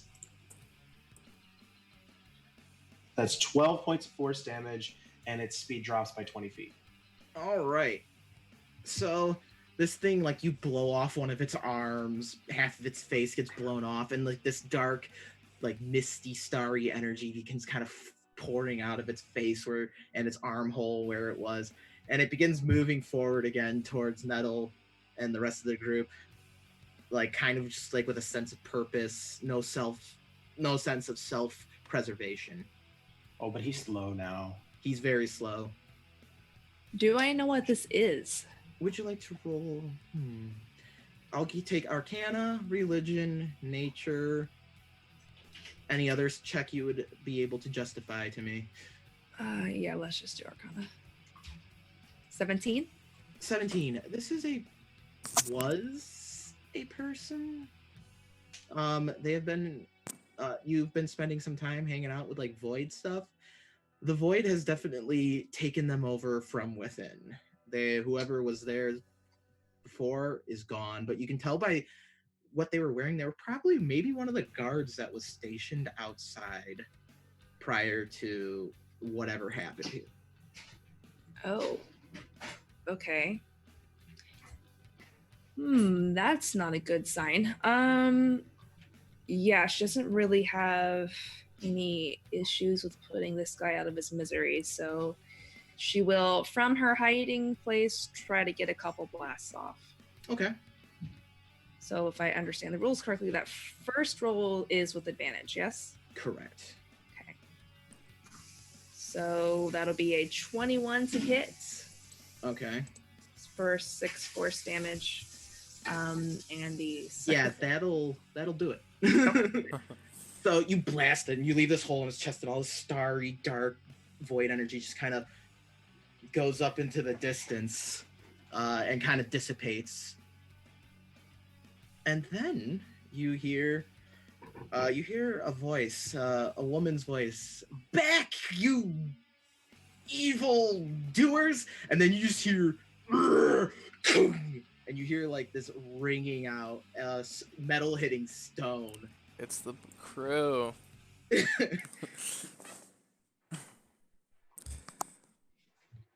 Where are we hearing that from? The room that you were approaching, that you were trying to sneak up on. I will run up and peer in. We're not evil Because doers. Chris has a hunch. Crook Hazel, you run forward, peer in, and you see two familiar figures. You ran into them. Oh, what was it? Session? Yes. If he's going into that room and I see him doing that, I drop that cloud of dagger. Yes. I can't see in the dark. And you see like what looks like kind of like a library in here, and there's tables set up, and there's bindings that have been ripped, and you see your friends from what was it, session 3 ran into them on the road. Elena and Rex are like they are there's these people in robes. Rex just you see Rex lifting his hammer, and little bits of the other another infected void infected guard are on his big ass mace, and he just kind of shakes it to the side, and he sees like a robed person. He picks him up, and he's just like and just twists his neck, throws him against the wall, and you see like not just one but like 6 eyes pour out from the hood. Are there still more enemies? It looks like they're kind of finishing off the last, and Elena looks over and she's like, "Oh well, isn't this quite the circumstance?" Yes, I'm glad you're on our side. That was quite the display. Oh yes, well thank you. Was that you who gave us the perfect opportunity to break out and give him the old wallop 1-2? You know what I'm saying? Mostly him, but yeah. Nettle wants to run in. She Okay. charges in. Oh. And you feel a big old hand, gauntleted mitt on your head, just tunk tunk tunk. Rex is patting Nettle's head, and he just kind of gives her the. What brings you to the ruins? Nettle loves this big man. He is everything she aspires to be. Elena holds a hand to her head and messages to Crook Hazel. You know why we're here. You're here for the same reason. And judging by the evidence we've just left with these, with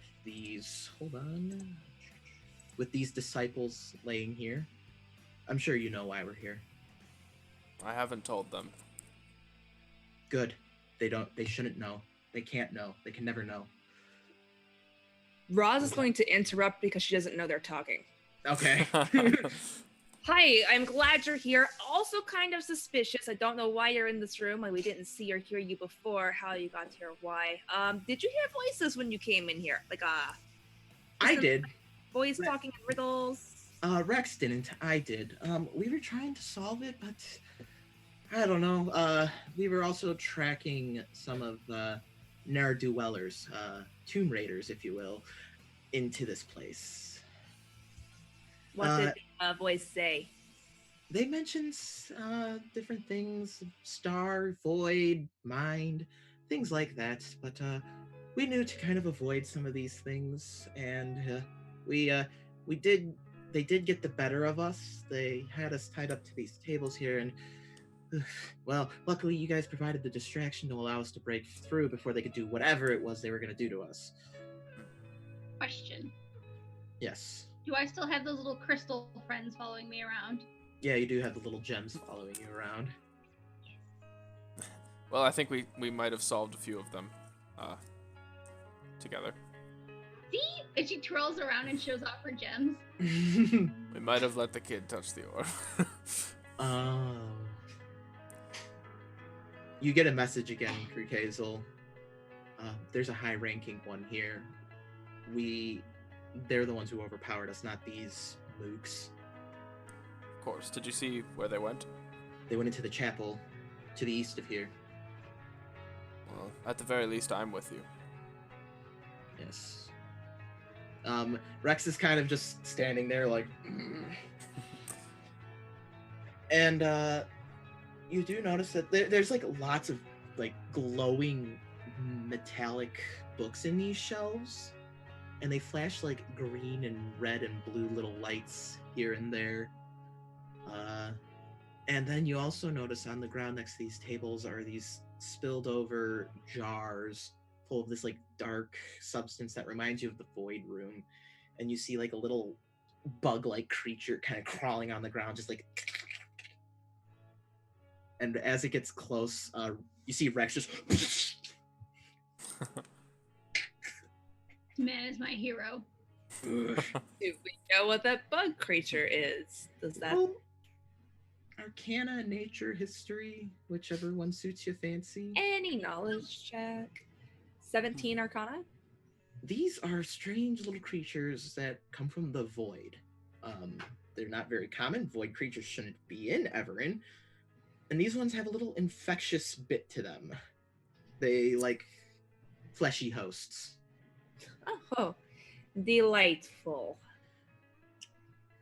I don't know if these are going to be the clue to solving that particular riddle room. Which one? The void room. We figured them all out except for the void room. Did you guys already solve that one and take the orb? No, but there's someone else here who may have. Who? Where? If we just go a few rooms to the east from here, we should be able to still catch them before they do whatever it is they're trying to do. That sounds very vague.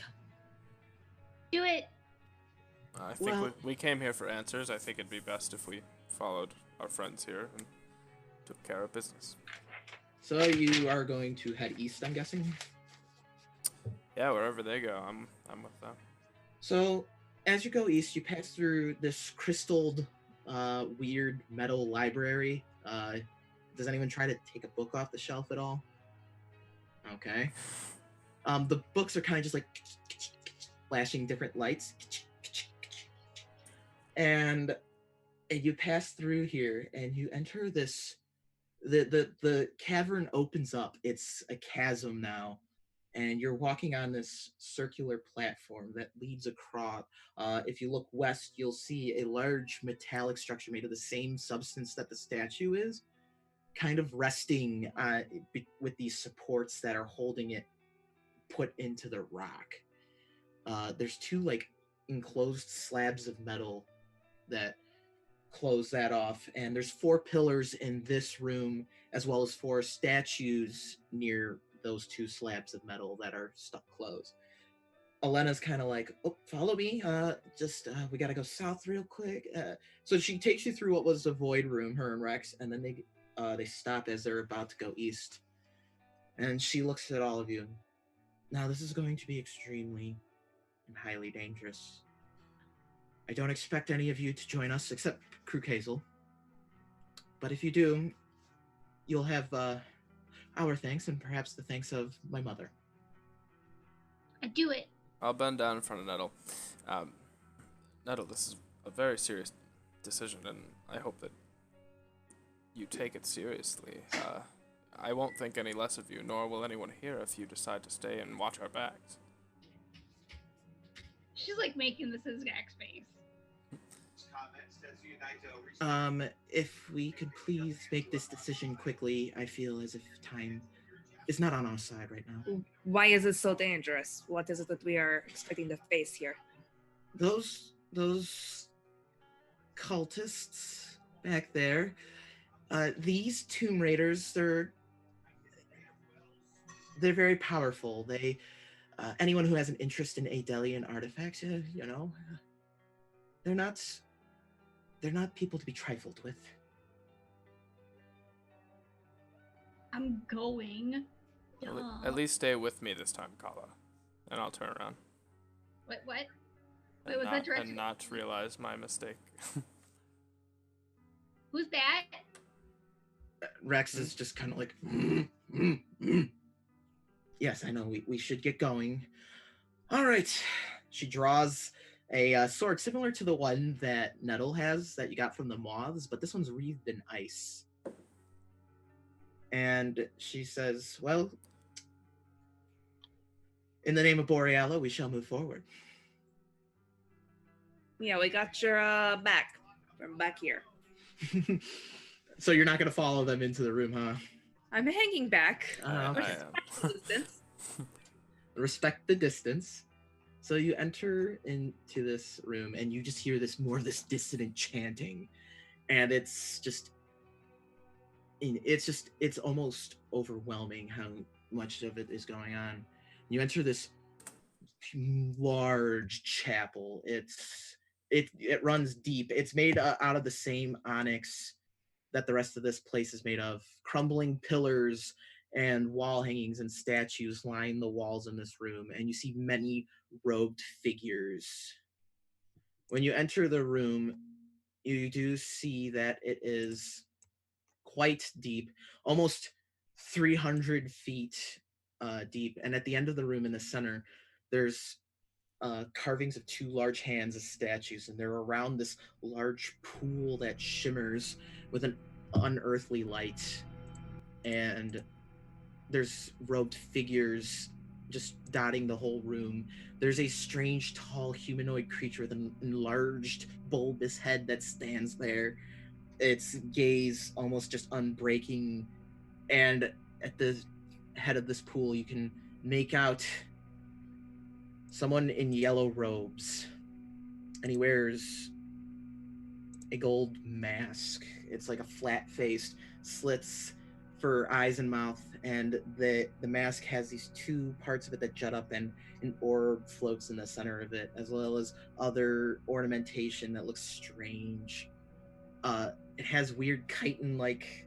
He has weird chitin-like shoulder pads on his robes, and that go around his robes in a sort of strange skeletal pattern.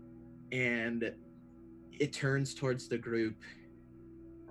Finally, the interlopers have entered the ritual. And it stops for a second. And despite being far away, it's speaking to you as if it's right next to you. I know you, Dragonborn. I saw you in Dragonfrost. Impressive. You're still alive. And I see you brought some friends with you. And refuse to learn from your previous lesson. Still endangering the lives of young children, are we? You'll know us better in a second. Oh, so you wish to accelerate the process of your death? That's what it takes to stop you. I am a generous Farseer. Your friends have offered this. Turn back. Forget what you saw here. Forget this place. And you can leave unharmed. Don't, though. My group and I have no choice but to end your miserable lives. I think this child's gonna endanger the life of you. As she says that, Eldritch Blast right at the guy. We'll roll for initiative. Nat 1, guys. Oof. We're Poor going Nat. to roll 20 for this. The fighter's going last. And then once we get every initiatives, I got Nettle with a 1. I got a 6. Shriek Hazel with a 6. Doing real good here, guys. Real good. We're amazing. Where's Kat? She rolls like a 38. Gray, what'd you get? 13. 13. I just need a Roz now. Roz is looking for her token so she can roll in. Oh, sorry. I usually just kind of place stuff after. Yeah, just do you want us to be on the north side, Oh, south damn. side, South side. It was a spooky map. south side? All right, Rosalind's in there. I forget not ever like most people aren't. There we are. Okay. That is a 20. Dirty. All right. Alrighty. All right. 20. I got everything. All right, I got you 4. Now I need to get your friends in here. Because you have friends this time around. Everything's better with friends. Thank God. So Elena is going to get. What's up? Golden faces. Nothing. Continue. Oh, God damn it. Stupid James Bond. I didn't even think of that. Elena's going to get a 15. And then my man's Rex. My man. I'm not gonna lie, I feel a lot better that Elena and Rex are here. Rex is going to get a 17. Are we not good enough for you? Well, I just think they know the biz. They know what's good. All right, bear with us. I still have to get everyone else now. I should have had all this crap loaded. Oh, nice Stargate. Good thing I blew so many spells in my vision. Yeah, I used a spell Well, slot yeah. with the doorway thing. Ugh. Arseer gets a 10. Ooh, Kindred, you rolled like crap. The Kindred will get a nice 4. And the cultists will get a 16. So our order will be Roz, then Rex, then the cultists, then Elena, then Gray, then the Farseer, then Krukazel, then Kindred, then Nettle. But I think before we poor enter Nettle. this crazy battle, I think now is a good time to take a break while we review tactics and options and thoughts and ideas. All right.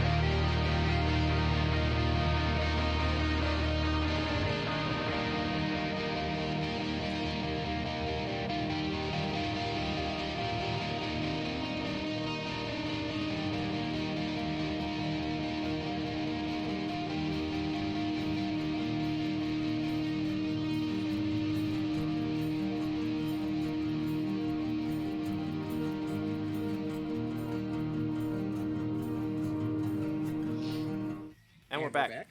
All right, cool. So last we left, the party came face to face with with the quote unquote Tomb Raiders, as Elena had referred to them as. People in robes, dark robes, a strange alien creature, and a strange individual who claims to know Kruk Hazel. And that I believe Kruk Hazel knows, because backstory. And they're about to do battle in this this old ancient chapel with a pool of void energy at the other end. We're going to begin the top of combat with Rosalind and the cultists on deck. Rosalind there's a group of 4 cultists closest to her, and then cultists dot the room as it gets deeper. It's a long 300-foot room. Whenever you're ready, Megan, Rosalind can get to whooping ass. Do these cultists look evil or like they want to harm us? Or are they just, trying to exercise their religious freedoms and mind their own business? This cult is definitely not sanctioned under the First Amendment. They look menacing, and once the Farseer has made it known that he is going to obliterate you, they begin brandishing daggers and stepping forward. Are you not believing in Kruk Hazel? Do you think he is a bad guy? I just don't think all cults are bad necessarily, and we shouldn't be so quick to judge a cult by its weird robes. I like to think this is in character, and Kruk Hazel's just screaming over the din. Maybe we shouldn't be so quick to judge. Just fire at your stupid bolts! Okay. Roz will. I mean, she's still kind of far back, but I think she should be within range to the one that's closest to her. Mhm. Gonna put a hex on that bad boy. Okay. Bonus action. And We think that Roz is in a cult. Just saying. This is her cult. this is for killing my people. She's the Farseer. Why do you think I was given the stuff to reverse your aging? This is all to do Oh with my backstory. god. Everyone kill Ross. Hashtag spell theories. Planned it. So yeah, she'll do the hex first, and then she's gonna do her finger guns. You have to actually push the bullets out of the finger guns and fire off a couple other blasts at that guy. All right. Now. So first one, pew pew. It's a 14 to hit. That'll hit. All right, and that is 13 points of force damage and 5 points of necrotic damage for a total of 18. So Rosalind, you go, and your bolt just takes this cultist's head clean off. Wow. And it just keels over. Alright, I didn't mean that aggressive. Is this not what you wanted? No, And do you it know- again, do it again. You notice when the cultist dies, dark energy rises from his body and begins flies towards the Farseer, who gathers it into like his hand, floating. Uh-oh. Yikes. Guys, I think that's ominous. Do I keep killing the mooks? Or... Okay, I guess good talk. We don't have time. She will I did the wrong move voice there. her hex. I think it's just free, even during the same turn. Okay. Yeah. No, it's next turn. Okay. Next turn. All right. So she'll just aim her second blast at the next one that's closest to her. Okay. Pew pew pew. This one is a 21 to hit. Yes. For 12 points of force damage. So you aim your next bit of Eldritch Blast and just there's a hole in this cultist's chest and she's like, ah! And she just keels over, and the dark energy comes spewing out, heading towards the Farseer. Guys, they're babies. Are we really doing this? Is there anything else you'd like to do with your turn? No, sir. I am done. All right, the cultists are up and Elena will be on deck. The first set of cultists, they're gonna dash towards. This one's gonna dash toward. One of them will dash towards Gray. The two of the closest that are left, and the other one will dash towards Gray and Roz. Like, oh, they just killed our friend. And the one's Hey. deeper. The one's deeper in the room. charge forward. They're all gonna use their action to dash.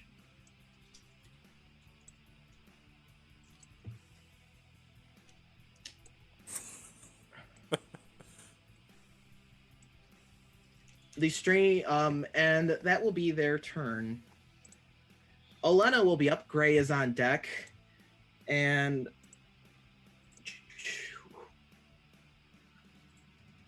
Olenna will look at the cultists, and she is going to. Come on, scroll down. She disappears in a puff of. She's going to disappear in a puff of smoke, and then she's going to appear behind one of the cultists, and she's going to attack with her icy sword. And that is going to hit. Yeah, there we go. And she's going to hit for... She hits the cultist she bamfed towards for 11 damage. She appears behind them and just hits them with the sword, and they're just like, ugh! And they don't go down, but their frosty energy envelops over them. They're just like, ugh! And that will be her turn. Gray, you're up. Farseer is on deck. Okay. Guiding bolt at the Farseer. How far does your guiding bolt go? How far is the Farseer? The Farseer is about 235 feet away. I should have taken the thing that doubles my shit. That's 120 feet range. Well, currently engaged in melee with two of the cultists. Fuck do I care? 1, 5, 10, 15, 20, 25, 30. You'll incur 2 attacks of opportunity from them. Yes, please. Does a 6 hit? I'm guessing not. Yeah, I'm dead, actually. 25. 25 hit. So the one who just got stabbed by Olenna, as you run away, they kind of slash out with their dagger, and they catch you in the side, dealing 3 damage to you as you're running by them. I just kind of look at him, and I'm just like, fuck out of here, man. So I'm still not in range of Farseerman. Who is this blue dude? That is the large, bulbous-headed, strange creature that has yet to be identified by anyone in the room yet. Okay, I'm probably not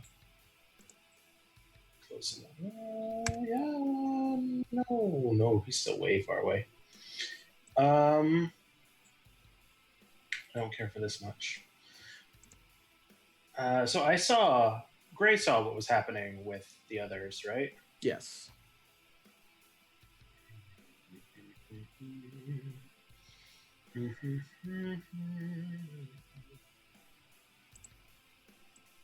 That's my turn. All right. Gray will end his turn. The Farseer's up. Crew Kazel, you are on deck.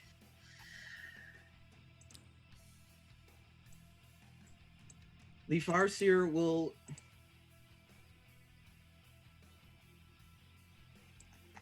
The Farseer will move forward.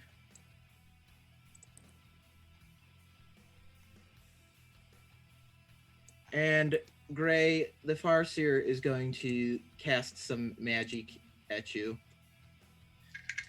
You don't have to make a saving throw. Oof. I don't care for your words. 22. Is that to hit? Yes. Okay, hang on. I'll find my fucking... Yeah, that hits. 22 and a 16. Yeah, that hits. So he sends out, he pulls out, out of almost nowhere, he pulls out this bident, and he points it forward and just, and he shoots out void energy towards you, and you take 9 points of force damage. Really should have dashed on my last turn, since I didn't fucking do anything. Oh well. And he steps, and he and he looks over, and he's just Hazel, you're in your head. Oh, should I age the girl as well? Not a girl. Hazel is up, and then the kindred is on deck. The unidentified kindred. Let it be. All right. Well, still don't know what to do. I'm going to run forward 30 feet up to here, and then I will. All right. I guess I will cast Frostbite at this young man or woman. All right. The cult is not. Con save. They take everyone into their fold, and These guys aren't so bad. ooh, they got a 19 to save against frostbite. Well, fine then. All right, that's an action. Does it do any damage or no? No, it does. It's save or suck. Or Okay. the opposite, I guess. Suck or save. I don't know. All right. So you wave your frosty energy, and the cultist is just like, they're like, eh. You'll have to try better than that. I will use my free action to talk Okay. shit, and I will say, you didn't stop me last time. I might be a few years older, but I'm still obviously more powerful than you. Come on. Get fucked, old man. I will say that as I could to the Farseer, if possible. The Farseer just laughs ominously. Words. All right. So next up we have the Kindred, and then on deck is Nettle. This. Finally. Oh, where's my man? I forgot to put Rex in the order. Okay, we'll just say Rex goes last. Me. Me What? with NPCs. Yeah, they're last. The Kindred dashes forward. It like shuffles forward, kind of like using one of its long arms to help propel it forward because its head is like making it hard for it to stay balanced. It just. All right, Nettle, you're up, and then our man Rex is gonna be up, who was also forgotten.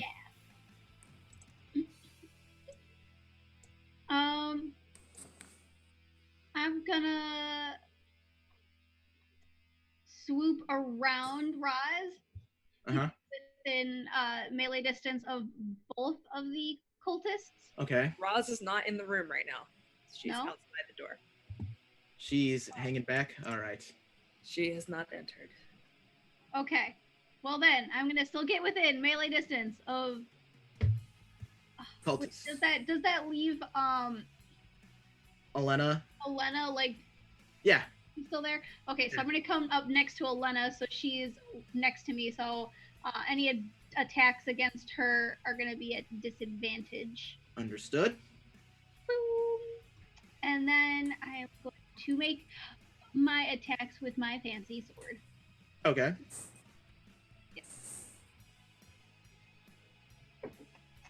The first attack is an 11. That will hit. Really? Yeah. Cultists are a bit pushovers. Oh, okay.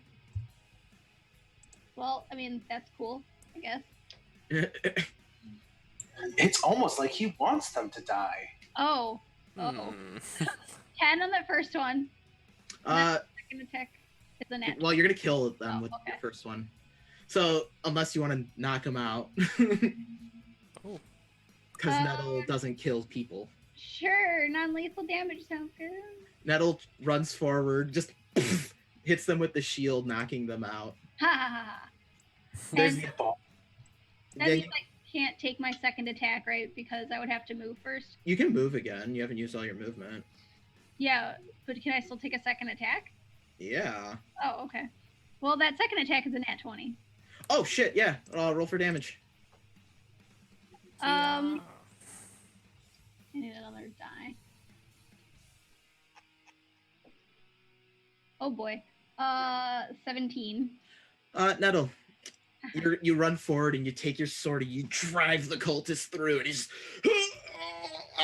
and he's trying to stab you, and he Right goes in his down. leg. Right What? in his leg. All right, well, he goes down regardless. Is there anything else you would like to do with your turn? As a bonus action, I would like to use Second Wind to give myself some more health. All right. Rex is up. And Rex takes his big mace and swings it around. He's just like, Boreal! And he begins running forward. He's going to dash for his turn. And you just hear shoot, shoot, shoot, as his metal, like he's holding this hammer, just swinging it around, knocking stone as he's running forward. We're going to be back. What's up? I know he won't hear it, but as he passes, he'll be like, I'm with you, big man, and I'll start running after him. So, right before we get to Roz's turn, the void pool shimmers in the back. Strange creatures, raptor-like, come out of the void energy that's in this pool. They kind of climb out. They have multiple arms. Some of their arms are covered in scythes. They have multiple eyes. And these Don't care for that much. Don't like that. No. Let's kill him. We do they'll- something else. they'll get a turn next turn. Rosalind, you're at the top of the order. Cultists will be on deck. I'm not going after these cultists anymore. I don't feel good about killing the two that I have. How far out of the room am I? That is how up to many- you to decide. Oh gosh, should probably be the map that you have on Roll20. Does that start at the entrance, basically? Yeah, basically. Okay, and I'm gonna have her eat 20 feet of movement, and she's just going to dash inside. All right. Double dash. So she'll get to move 40 feet. Boop, boop, boop. All righty. She hustles quickly, grumbling under her breath about murdering babies, and they don't know what they're doing, and they're just, well, this is awful. I can't believe this. With that, unless you have any other actions, the cult will be up. Go, gadget cult. All right, the cult is up. One of the cultists will reach Gray. Another one will reach Rex, and the other one, they're gonna dash to reach Gray. One of the other ones will dash forward. The ones that are towards the back of the room.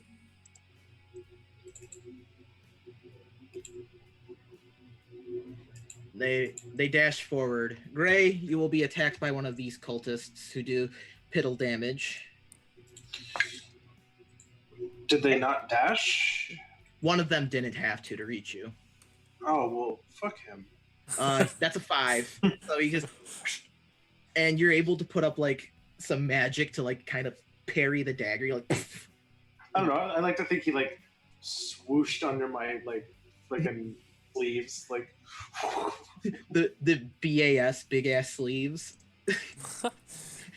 Hey, we're not calling him that. Rex will be attacked by the other cultist, who will also try to hit with a 4, and the dagger just goes sliding off Rex's armor. It's just like. Elena's up. Gray, you are on deck. Elena sees that those cultists have fallen. She's going to run forward to the cultist engaged with Gray, and she's going to attempt to hit. And she is going to miss with a 9. So she thrusts forward with the sword, and the cultist ducks underneath the thrust. And she's like, damn it. I knew I should have stretched before coming into the room. Gray, you're up. Farseer's on deck. I just kind of give her a look like, fucking really? All right, so is where's Salt Bulbusman? So the big ass. Yep. 2 Eldritch Blasts to him, please. All right, That is a 24 that'll hit. and a natural 20. Fucking Jesus. So hang on for a sec. So that is.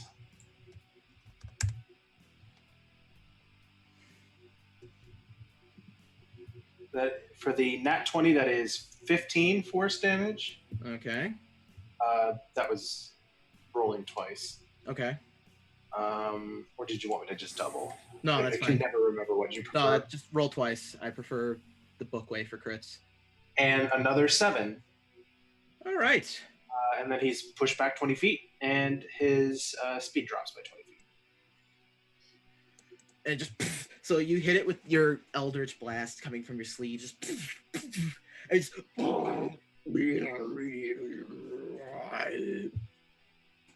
And then bonus action, I'll heal myself. I'm a heal while you're doing that. We're gonna go to the Farseer and put Crew Kazel on deck.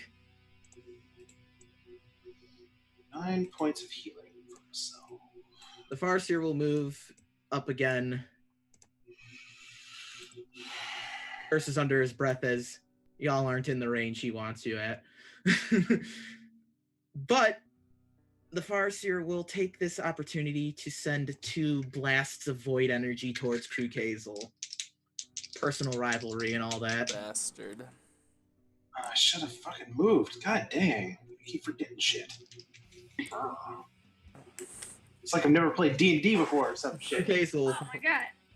Crew Kazel, we have a 14 and a nat 20. Yeah, both of those are gonna do the trick. See, guys. Crew Kazel, you are going to take 11 points of force damage. Total. Yeah. Okay. Yeah, he rolled pretty median and crappy on his. So he kind of swirls around and uses the dark energy in his hand and just sends it into his Biden, and then Crew Kazel, you are hit with this void energy. Do you have an age curse as well? Because that was pretty weak. Oh. Ooh, Your petty insults are nothing for the powers you trifle against. I'm nothing but petty. Crew Kazel's up. The big bulbous-headed kindred is on deck. All right, I'm gonna keep running at him. Wait, where's Nettle? Okay. Nettle's Yeah. back there. Yeah. Don't forget your speed's increased if you're riding on Maximus Nettle. I know, but it's only increased to 40. Time to dash. I will move up. And I guess I'm going to just cast Thorn Whip at the cultist in front of Rex, my man. Rex is the dude. I'm gonna take it into my own hands and roll the hit. All right. That sucks. Oh god. 13. That hits. Yay. Okay. Oh, that's pretty dang good. 10 piercing damage. All right. I'm going to fling a large icicle out of my pouch and just kind of whip it at him, and it'll extend out and just pierce into him as it kind of strangles around him. Are you gonna pull him towards you? No, I'm gonna let Rex deal with that guy. Rex looks over. You see his deep blue eyes. He gives you a nod as you see the frosty mist coming from his breath. Yeah, just for flavor, I want to like wrap it around his arms. Not that it'll actually be restrained, but just like Yeah. giving Rex a easy target. Hell yeah. All right. Anything else? Bonus action. I'm going to do nothing. Never mind. Go ahead. The kindred will be up. Bulbous-headed kindred. To describe it, it kind of looks like the pot-bellied gray aliens, but it's got super long arms with big hands, and it's got this big bulbous head. Its face is kind of this contorted mess of like mandible things, and it has 2 piercing eyes, and its head glows a little bit. It's going to move forward. It's going to dash forward with that reduced movement speed because curse you, Eldritch Blast. And then it'll just kind of end its turn, just kind of like Nettle, you'll be up. Rex is on deck. Hell yeah. Time to kill things. I mean, not seriously injure things. Alright, I'm gonna come within melee distance of the one that is closest to Gray and God, I can't remember her name. Why can't Elena. Elena, and it was an O. I was gonna say Ophelia. So if the cultists that try to attack either of them, they're at disadvantage. Understood. And I am gonna swing. Schwing, schwang, schwum. Swing. That's a 19 to hit. That'll hit. I would hope so. Roll your damage on that one. Let's see. I'm rolling it. All right. So you hit this cultist with your sword, and you put a deep gash into their shoulder, but they're still standing. Their robe ripped, and they're bleeding. They're like ah. And then a 16 for the second one. That'll hit. And that'll be a 7. So you take this cultist out. I imagine you just kind of bop him over the head with the hilt of your sword. I give him like the Inigo Montoya. I give him like the stab in both shoulders. Is there anything else you'd like to do with your turn?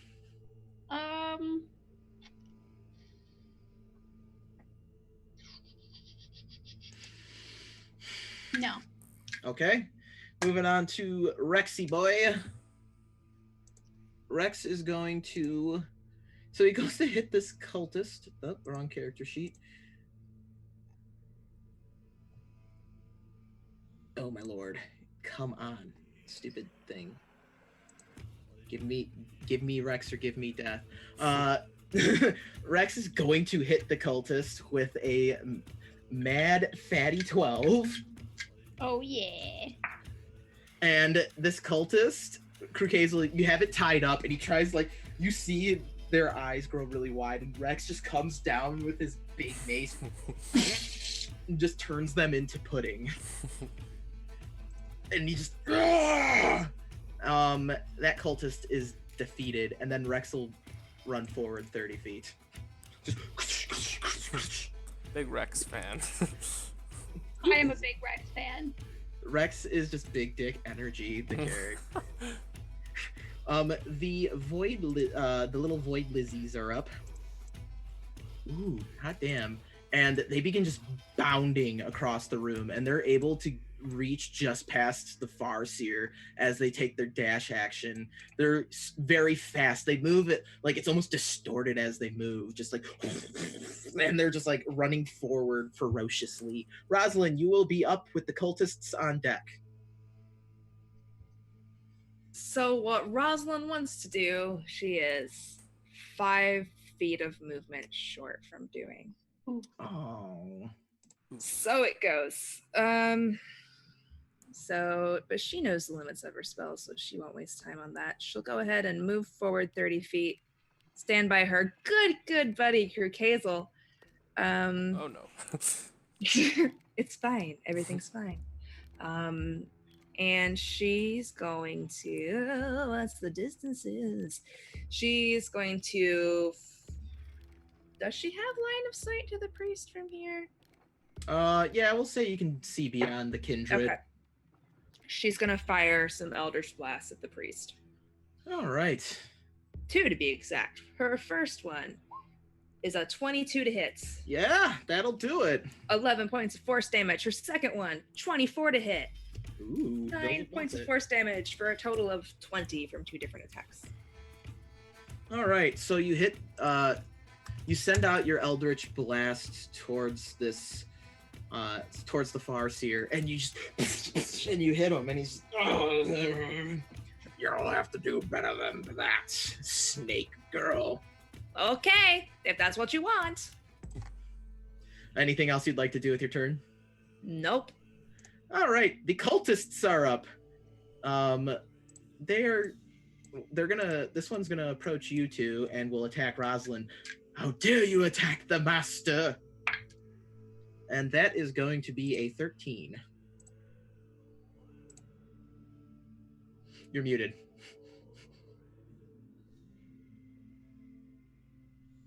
I'm not used to switching all these different windows. I'm looking for Discord. I'm not in Discord anymore. I'm going to the wrong thing. It's okay.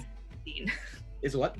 15. So the cultist goes to stab you, and you take his hand and just kind of throw it aside, just like, no. Gray is going to be attacked by the other cultists at disadvantage because Nettle's hanging out there. And that cultist is going to miss miserably as Nettle is able to kind of smack their dagger away. The other cultists will try, and one will engage Rex. I like to think it was just my intimidating stare. All right, we'll say it was the intimidating stare, and then the other one will dash forward to Rosalind. Olena will be up. Gray, you're on deck. Olena's gonna step forward and try and kill this cultist, and she hits with a 17. And that is. Kids don't juggle character sheets at home. That is going to be 6, 7. So she'll deal 7 damage with her blade. She steps forward and just slashes, and just catches the cultist at the side. He's like, ah! Gray, you're up. Farseer is on deck.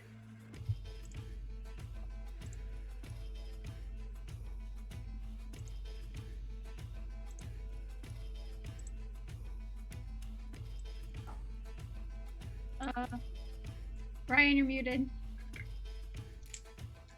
That's all right. I was swearing to myself, so Oh, that's fine. swear for all of us. We missed out.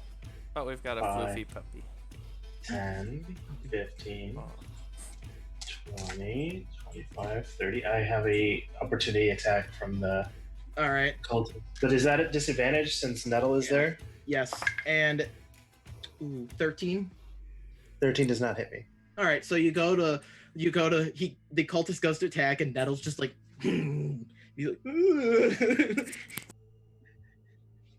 I'm very scary. She is. I'm terrifying. There you are, motherfucker. get him. Guy roll. All right. That is a 23. Yep. You guys are rolling hot tonight. So that is 6d6.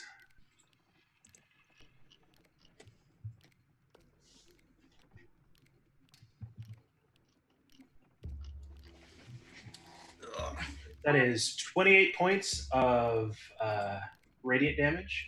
Okay. And the next attack against him has advantage. All right. And then let's see. How is Nettle doing health-wise? She's looking almost in tip-top shape. Okay. Anyone else taking damage? I took 10 points. But I'm fine. Okay, then I'm gonna save that. All right. That's it. I'm done. The Farseer is up. Crew Kazel, you are on deck. Yes, I am. Let me see what kind of goodies I've got up in here. Make it good, Farseer. The Farseer will turn into a mist of black void and then appear to the side of Crew Kazel. That's pretty good. Crew Kazel, I need you to make me a Constitution saving throw as he throws his hands together and does this, and the orb on his and his mask begins to glow a sickly black. I finally did it good. That's a 19. You're in luck because he's casting Blight. Oh, God. Plus 7. This is where we find out that Crew Kazel is actually secretly a plant because he takes No! trouble. Curses! Crew Kazel, you will take, this is at half, you'll take 16 necrotic damage All right, from nope, the Farseer. no bigs. Ow. I've got plenty more of that where that came from. Do you dare trifle with the void, dumbass child? Oh, My God. Well, I've never been so offended. I'll have to kill you for that. Crew Kazel, you're up with the Kindred on deck. I'm so scared. Is he still next to me? Yeah, he is. Yeah, he's still there. All right. I'm getting major Red Foreman vibes. Dumbass. Dumbass. I'm gonna give him the old ice knife at level 2, All right. and I'm gonna do the old whistle, and my earring's gonna fly off and kind of take off towards him and just blow up on him. Advantage. You Advantage? do have Cool. advantage, yeah. Dope. Dope. Oh, that's not. Oh no. It's okay. 17? Yeah. Nice, really. Okay. Alright.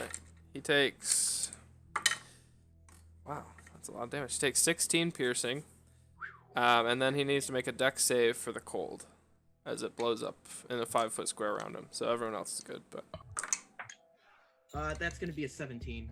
okay. So he takes 2 cold damage as well. All right. So I'm gonna just have I'm gonna whistle, and my earring's gonna shoot off and fly off my ear and just hit him in the chest, and then just burst into these ice crystals around him and kind of like almost encase him for a second, and then the case itself blows up around him too, causing the cold damage. You've grown. You're wiser now.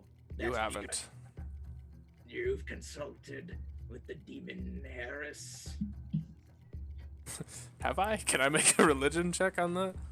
He's probably insulting Boreala. Wow. The Dickhead. Kindred is up. And we'll step 30 feet to be in range of Rex. And the Kindred is going to attempt to grab Rex. That's a mistake. The Kindred is going to swipe at Rex and tries to hit him and like tries to engulf its big hand around him, and Rex is just like, You'll have to try better than that, ugly. and that'll be the Kindred's turn. Nettle, you are up. Rex is on deck. All right, I am going to run all the way over to this big evil dude that is trying to hurt my best friend. And I am going to attack the hell out of him. you can try. First one's a 17. That'll hit. Yes. That's gonna be 7 damage. The second one is that's not hot. That's a 10. That will miss. But then I'm also gonna use my action surge Yeah. to take an additional action. Okay. I Okay. get to attack 2 more times. All right. It's a nat 1, but I'm a halfling, which means I got a nat 20. The best class or race. Best race. It is the best race. Stupid freaking half. Move over, Dragonborn. Move over. All the players right now. 8 plus 9, 17 damage. Holy Jesus. Plus a 22 to hit Yep. and 8 more damage. So, Nettle, you run forward and you stab him. Like, you stab him and you pull your blade out, and then you come at him again, trying to hit him, like, with a side swipe, and he throws his bite and locks your blade for a second, but you're able to then use your shield to shove his Biden off and stab him and then wrench to the side. And he's just like, and he does this as he's, like, going down. And he begins to dissipate into void energy and begins heading towards the pool. That's what you get for hurting my friends. And he dissipates and his energy swells into the pool. And as the pool swells up, it kind of gives off a burst of energy, but there's no one around it. Stronger, isn't he? And the hand statues around it are destroyed, but there's no void pool left at this point. Rex is going to be up. Did I win? You haven't won yet. You still got cultists and the kindred to deal with. Okay. Rex is gonna Rex is gonna smashy cultists. That's gonna be over a 20 to hit, and he's just gonna take his hammer, and the cultist just goes flying and ragdolls onto the ground as Rex just. The void lizards are up. One of them will dash right into Gray, and the other one is going to dash towards Rosalind and Crew Hazel. Rosalind, you're up with the cultists on deck. Okay, guys, your weird leader type exploded. Y'all should stop. You're just going to die for no reason now. There's no point to it. Are you trying to intimidate the cultists? I don't know if intimidate is the word. She's kind of just expecting them to be reasonable now. You do not see any reason coming from these cultists. They have a fervor and a purpose that they will not deviate from. She holds out hope. She is going to move her hex to the kindred, Okay, and she's going to blast the kindred twice. go for it. All right, first blast. That's a 9. I'm guessing that doesn't hit. Yeah, that one won't hit. Pew! Second blast, 14? Will not do it. Dang! Okay. So you send your 2 blasts at the kindred, and it just kind of leans forward, and you see this like force field type energy come in front of its face as it redirects your blasts. I don't like this guy. The cultists will be up. One will attack Elena, and that one will hit and deal 3 damage. Crew Kazel will be attacked by a cultist. I'm guessing a 9 won't hit. No. But I want to guess an 18 does. Yeah, that'll do her. So the one cultist kind of circles around to get to Crew Kazel, like, you attacked the master? And as you're dodging the one, he catches you in the side, and you get dealt 2 damage. Everything hurts at this point, so. Elena will be up, and she's going to attack the respective cultist in front of her, and she's going to hit with an 11. And she will deal... She'll deal 10 damage to the cultist, and she kind of like just quickly does like, oh, and the cultist's head comes off, and the frosty energy kind of keeps anything from doing much with the dead cultist. She's just like, take that, and she runs forward towards the Void Lizard. Gray, you're up. The Farseer's no longer in combat, so Crew Kazel, you'll be on deck. Okay. Eldritch Blast to Mr. Bulbous. All right, Mr. Bulbous. That misses with, I'm sure, let me see, 16? 16 will hit. Oh, wow. I rolled like crap. 16's not rolling like crap. That's pretty good. I mean, I rolled a 9, and I have like a +7. That'll do it. That'll do it. That one's much better. That is a 25. That'll hit. They both hit, actually. Yeah. Okay. So, D10. Hey. That is 11 points of force. He's pushed back 20 feet, and his speed drops by 20. All right. So the kindred's pushed back, and it's. Is there anything else you'd like to do with your turn?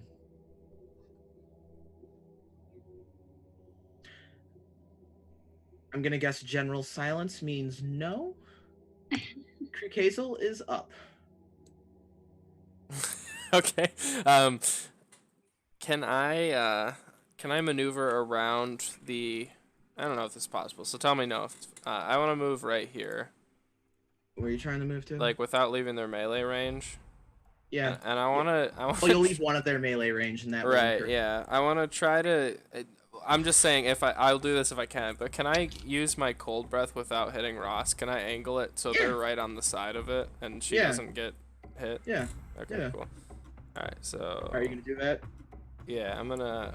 So the first Void Lizard and the 2 cultists need to make con saves. All right, and you're gonna take 3 points of piercing Okay. damage.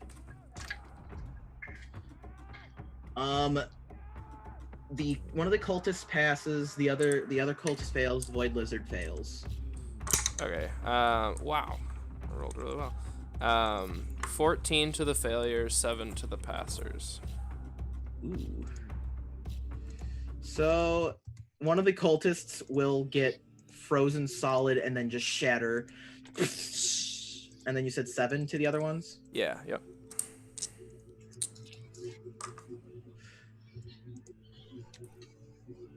And that, so you just kind of coat the area with your frosty breath, just stepping aside, go, and you get one of the cultists, one of the Void Lizards, like, yeah! And it actually, yeah, there we go. And if you have no other actions, the kindred will be up. Yeah, that's it. The kindred will move forward And it is going to send out a wave of psionic energy towards everyone in front of it. Roz, Krukazel, Elena, and Gray. I need you to make intelligence saving throws. Oh, Oh Dang, my. that's pretty far. Everyone's Like, favorite dump stat. Would you Oh, say that wow. this is a magic spell or effect? It is a magic-ish effect, yes. It is? Okay. It's a 4. All right. 10. All right. 18. So you see these like psychic tendrils sprout from the spots on its head and go, and ooh, Elena will fail too. You all take, everyone who failed takes 1 point of psychic damage, but also you are stunned until the Kindred's next turn. What was the DC to pass? The DC was a 14. Hey. So with that, the Kindred's turn is up, and Nettle, it is your turn. Nettle is not a fan of anyone hurting her friends. So she's coming at this Kindred. All right. And she's gonna stay, no, she's gonna go right up. All I'm right. gonna have time to draw my lance. That's going to be a 24 to hit Yep. and 8 damage. Okay. And the second attack, 12 to hit. That one will not hit. Boo. Okay.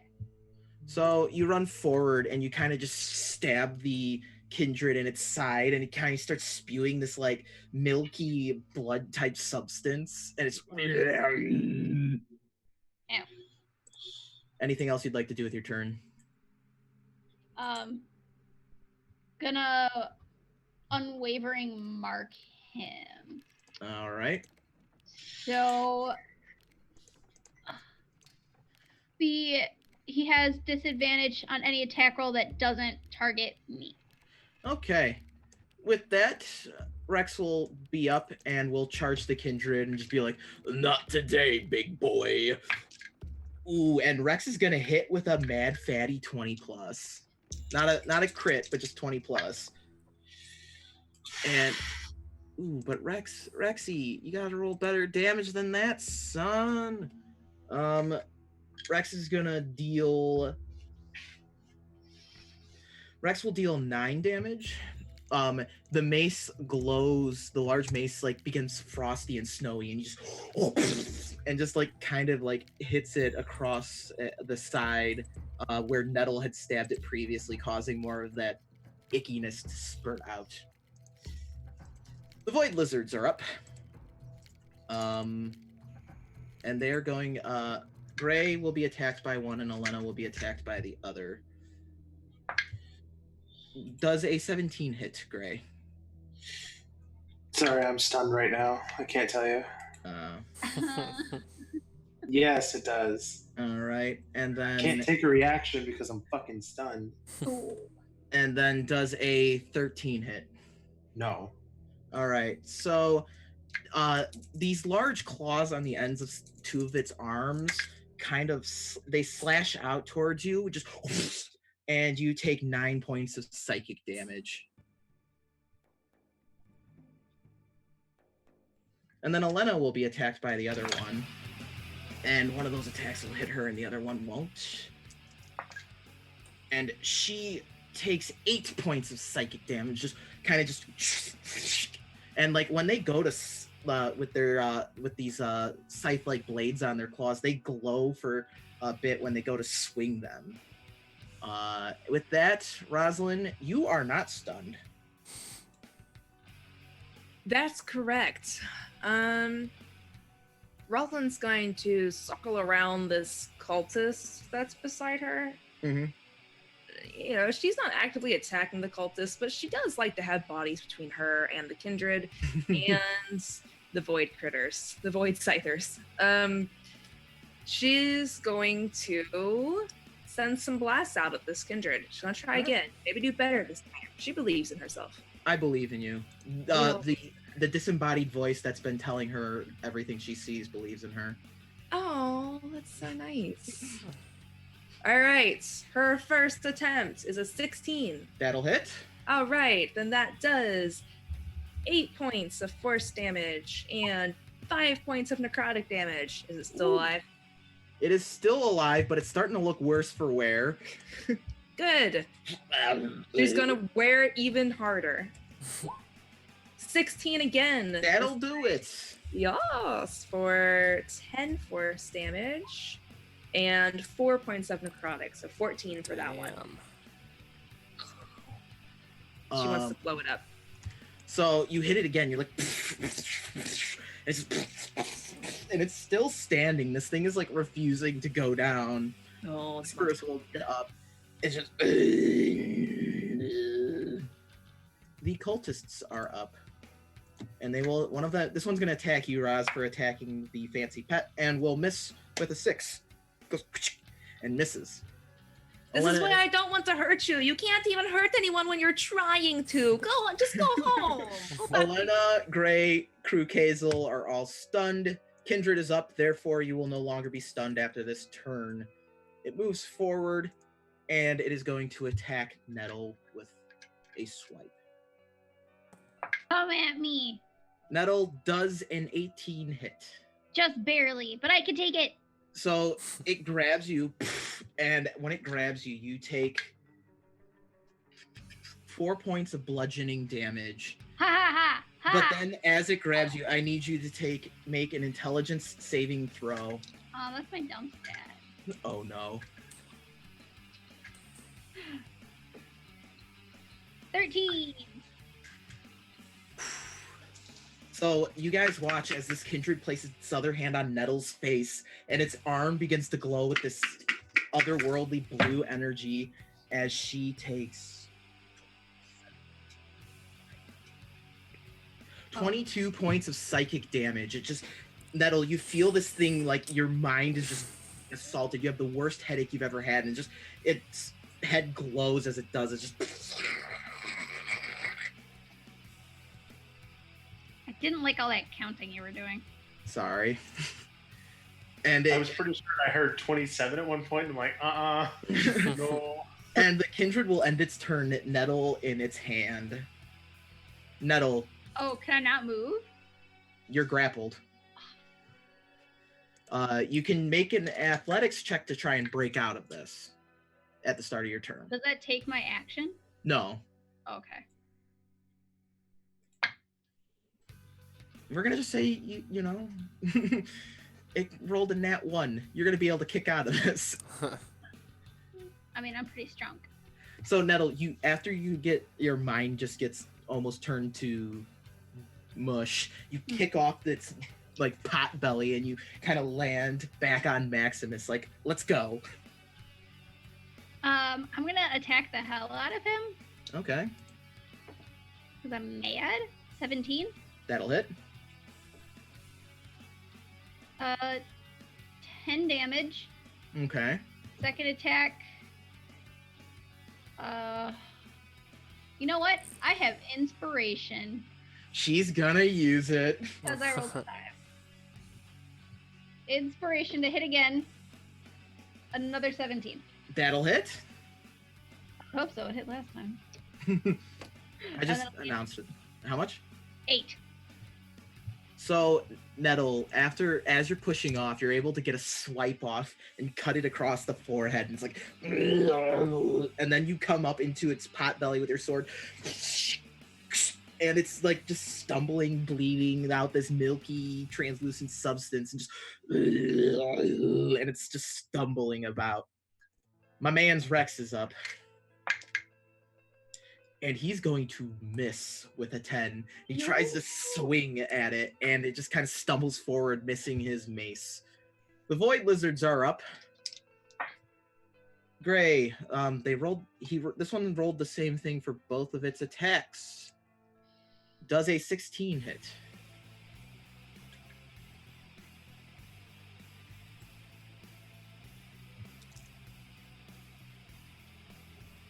Gray.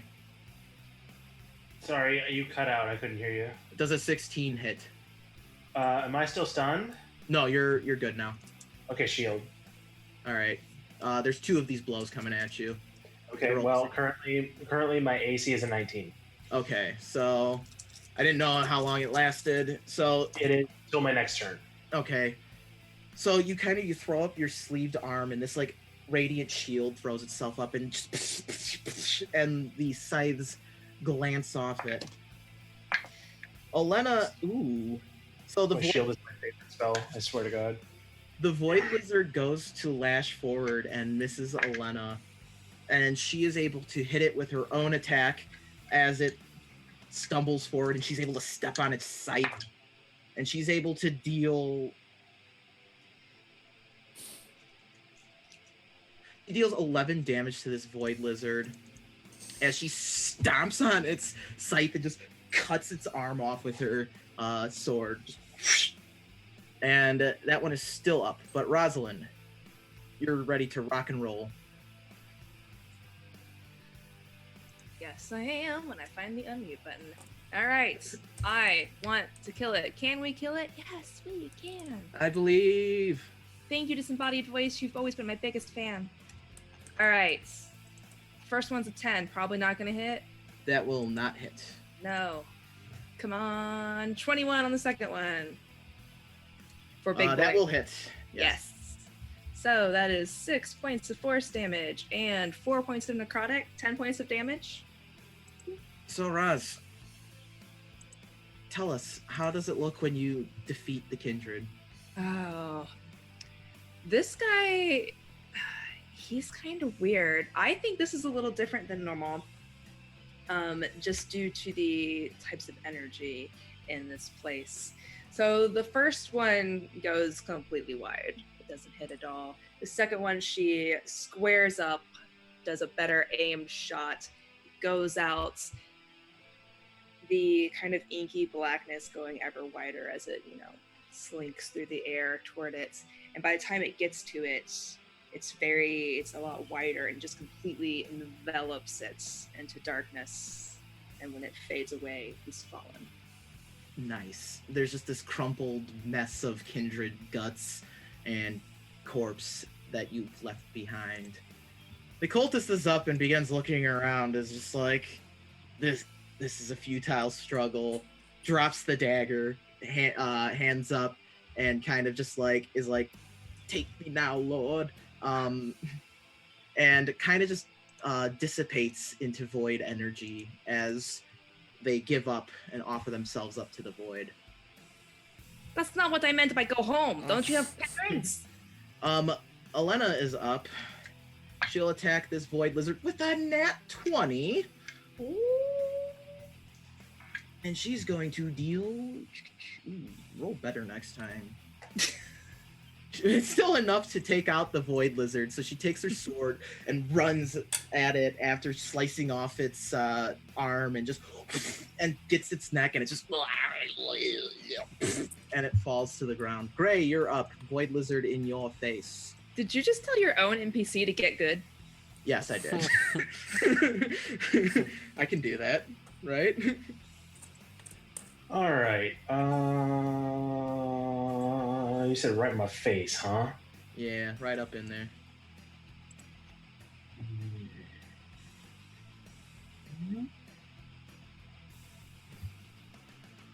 I don't care for that much. First things first. Who needs some heals?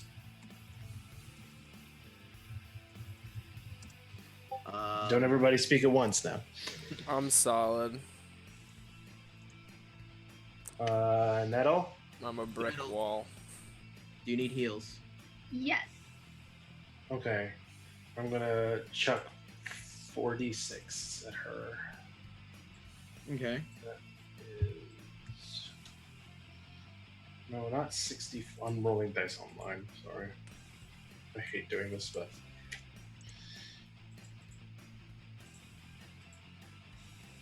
4, 5, 6, 7, 8, 9, 10, 11, 12 points of healing. Yay. It's crap. Good enough. That's okay. Is there That anything is else? my It brings me over half. that is my bonus. Okay. My actual action. I don't like this dude in my face, but oh no, okay. Burning Hands. Because that is not a spell slot, that is a racial feature for me. All right. Dex save from them. The lizard will get a 23 for its save. That's fine, he saves. Woof. Get fucked. How much damage is the lizard taken? That's a wonderful, wonderful question. So it's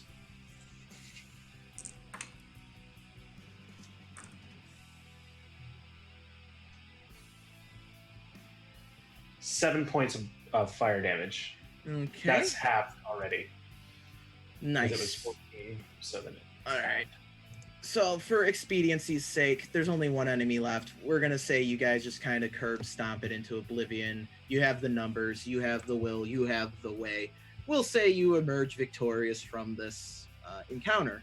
Huzzah. But, we'll just say you guys kind of end up surrounding the lizard, just beating the crap out of it. So that kind of leaves you. That leaves you standing victorious in this room. The empty pool at the other end. Elena and Rex are kind of looking around, and Elena looks at you guys and says, "Wow, well, thank you very much for your help. It is much appreciated. I know it was dangerous what you were heading into." I did this as much for me as I did for you and Rex. Yes, I think we should be thanking you for your help. Mm-hmm. Well, yes, I think if we all worked quite well together. Strange things are in here. The sooner we can leave, the better. But I would like to inspect that pool before we go. Yes, I'm going to walk over there. So, Krukazel, in the middle of the pool is this familiar-looking orb just sitting there with a void-like energy inside of it. Can I dip my toe into the water? Oh, there's no water in there anymore. Oh, Void it's energy. okay, great. So you can just kind of grab it and... Alright, I will wade out in the non-existent water and grab it. please never forget that I have Mage Hand if you want to grab weird shit. So you've got 4 of the orbs now, and Elena looks and she's looking at it. So you've completed all the challenges then. I think my friends did. Okay, well, that is commendable. What do you say we finish investigating this wretched place and be done with it? Yes. Can I make an insight check Yes, go ahead and make an insight on check. her and see if she's full of the old bullshit? You guys have fallen for it once, never again, huh? While he's doing this, I'm gonna investigate the kindred if there's still a body left. Yeah, go ahead and investigate the kindred. 12. As far as you can tell, Elena's is being really hard to read. Her expression's kind of hard to read, especially after this intense battle. Krukazel, what'd you get for the investigation? 5. So Is there you're still looking a over- body left? Like, There's still a body left, and you notice, you do recall that a good friend of yours said a kindred brain was an ingredient to a magic item. yeah, that's kind of why I was checking it out. But you also notice, handout coming your way, Ooh.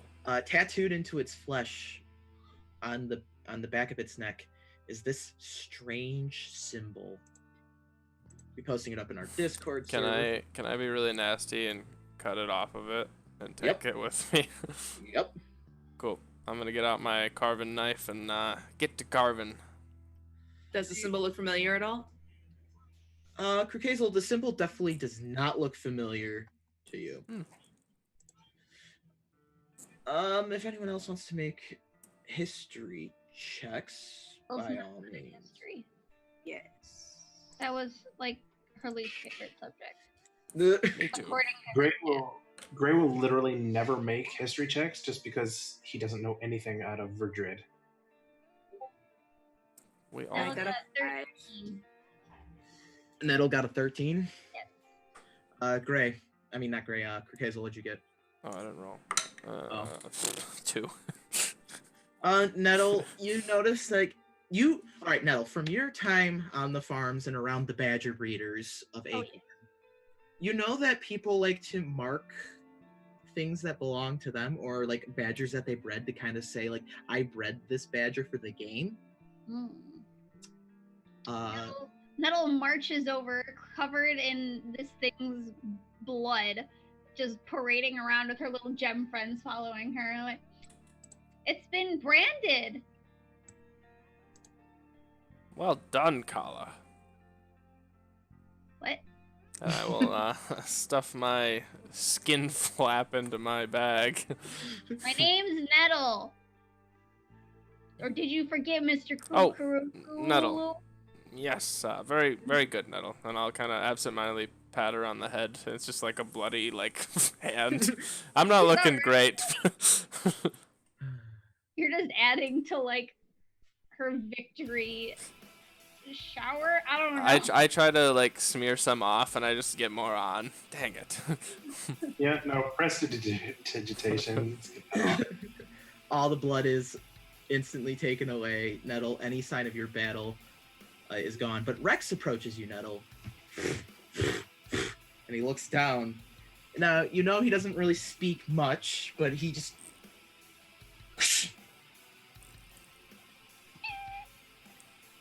And he holds forward his mace for a second, beckoning a hand. I want to hold it. Are you going to try and hold it? Yes. I need you to make a strength check. How much bigger than her is this thing? This thing's like twice or 3 times her size. Can I guide her? Yes, you can guide it, Okay, sir. you get a D4 to your strength check. Oh, that's gonna not help too much because I rolled a 2. So that's gonna be a 9 total. So Nettle, he gives it to you. It's like, and you can't even, like, you're trying to get it up, and you can get it up a little bit, and he takes it from you. And he looks at Hazel. Like her. Perhaps good son of winter. Very good. Daughter of Winter. Not Well, that yeah. he can Like- hear. he reads your lips. Nettle's like kind of making muscles. And Elena and Rex begin striding back into the room that you came from, the big chasm room. I follow.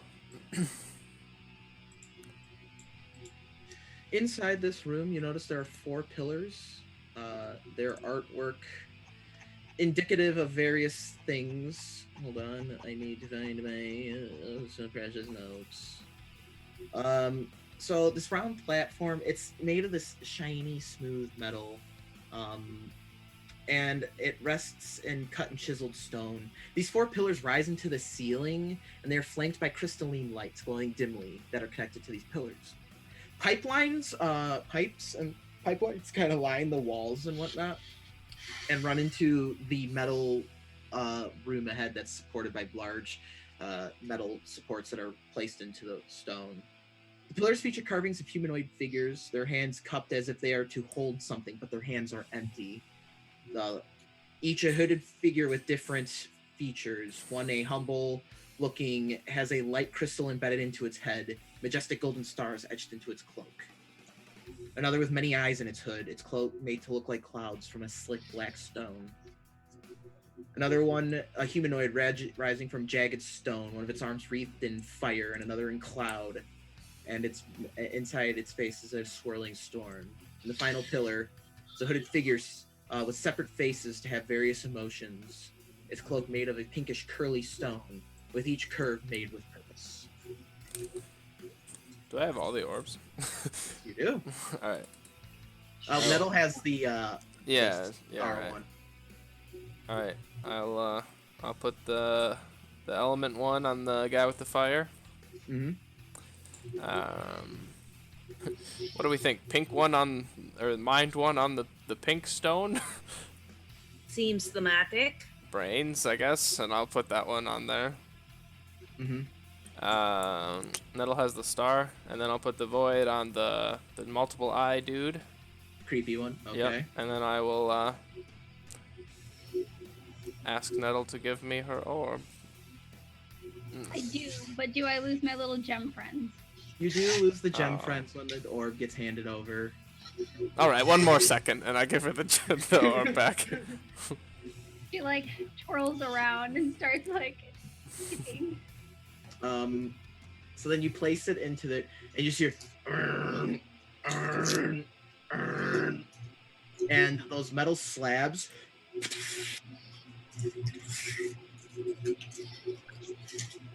this metal room is now opened up to you. The metal boxish looking thing with hisses and mechanical sounds. This newfound area beckons to you,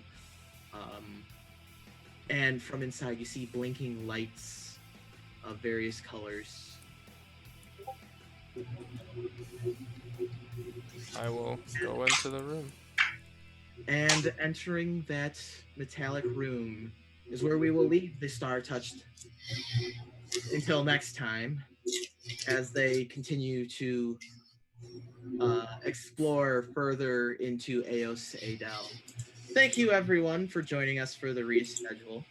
It is very much appreciated. Steam Spell should be back with its regular Wednesdays on the 17th, correct? As far as I know, yeah. Barring anything weird popping up. Yep. And then Agora's Bells will return on the 10th. Yep. Come check it out. We got a new player. She's pretty great. I'm going to be Yes, we introducing a new 6th. Heck that's yeah. pretty Yeah, if you guys tuned in for the Women in Gaming Month event that we had, you might be seeing a familiar face besides mine and Sam. Yes. And again, thank you everyone for understanding the reschedule. When we were rescheduling, we had the fans in mind, because one of our favorite parts is interacting with you as the show is live, as we play live, seeing what you have to say. We will be rerunning it for the regular Wednesday people. That's a thing I almost forgot about that Twitch can do. And when we come back to Steam Spell next, the Star Touch shall venture deep into seeing what exactly are the secrets of Eos Adel. Thank you, All right, everyone. thanks, everybody. Bye. Bye.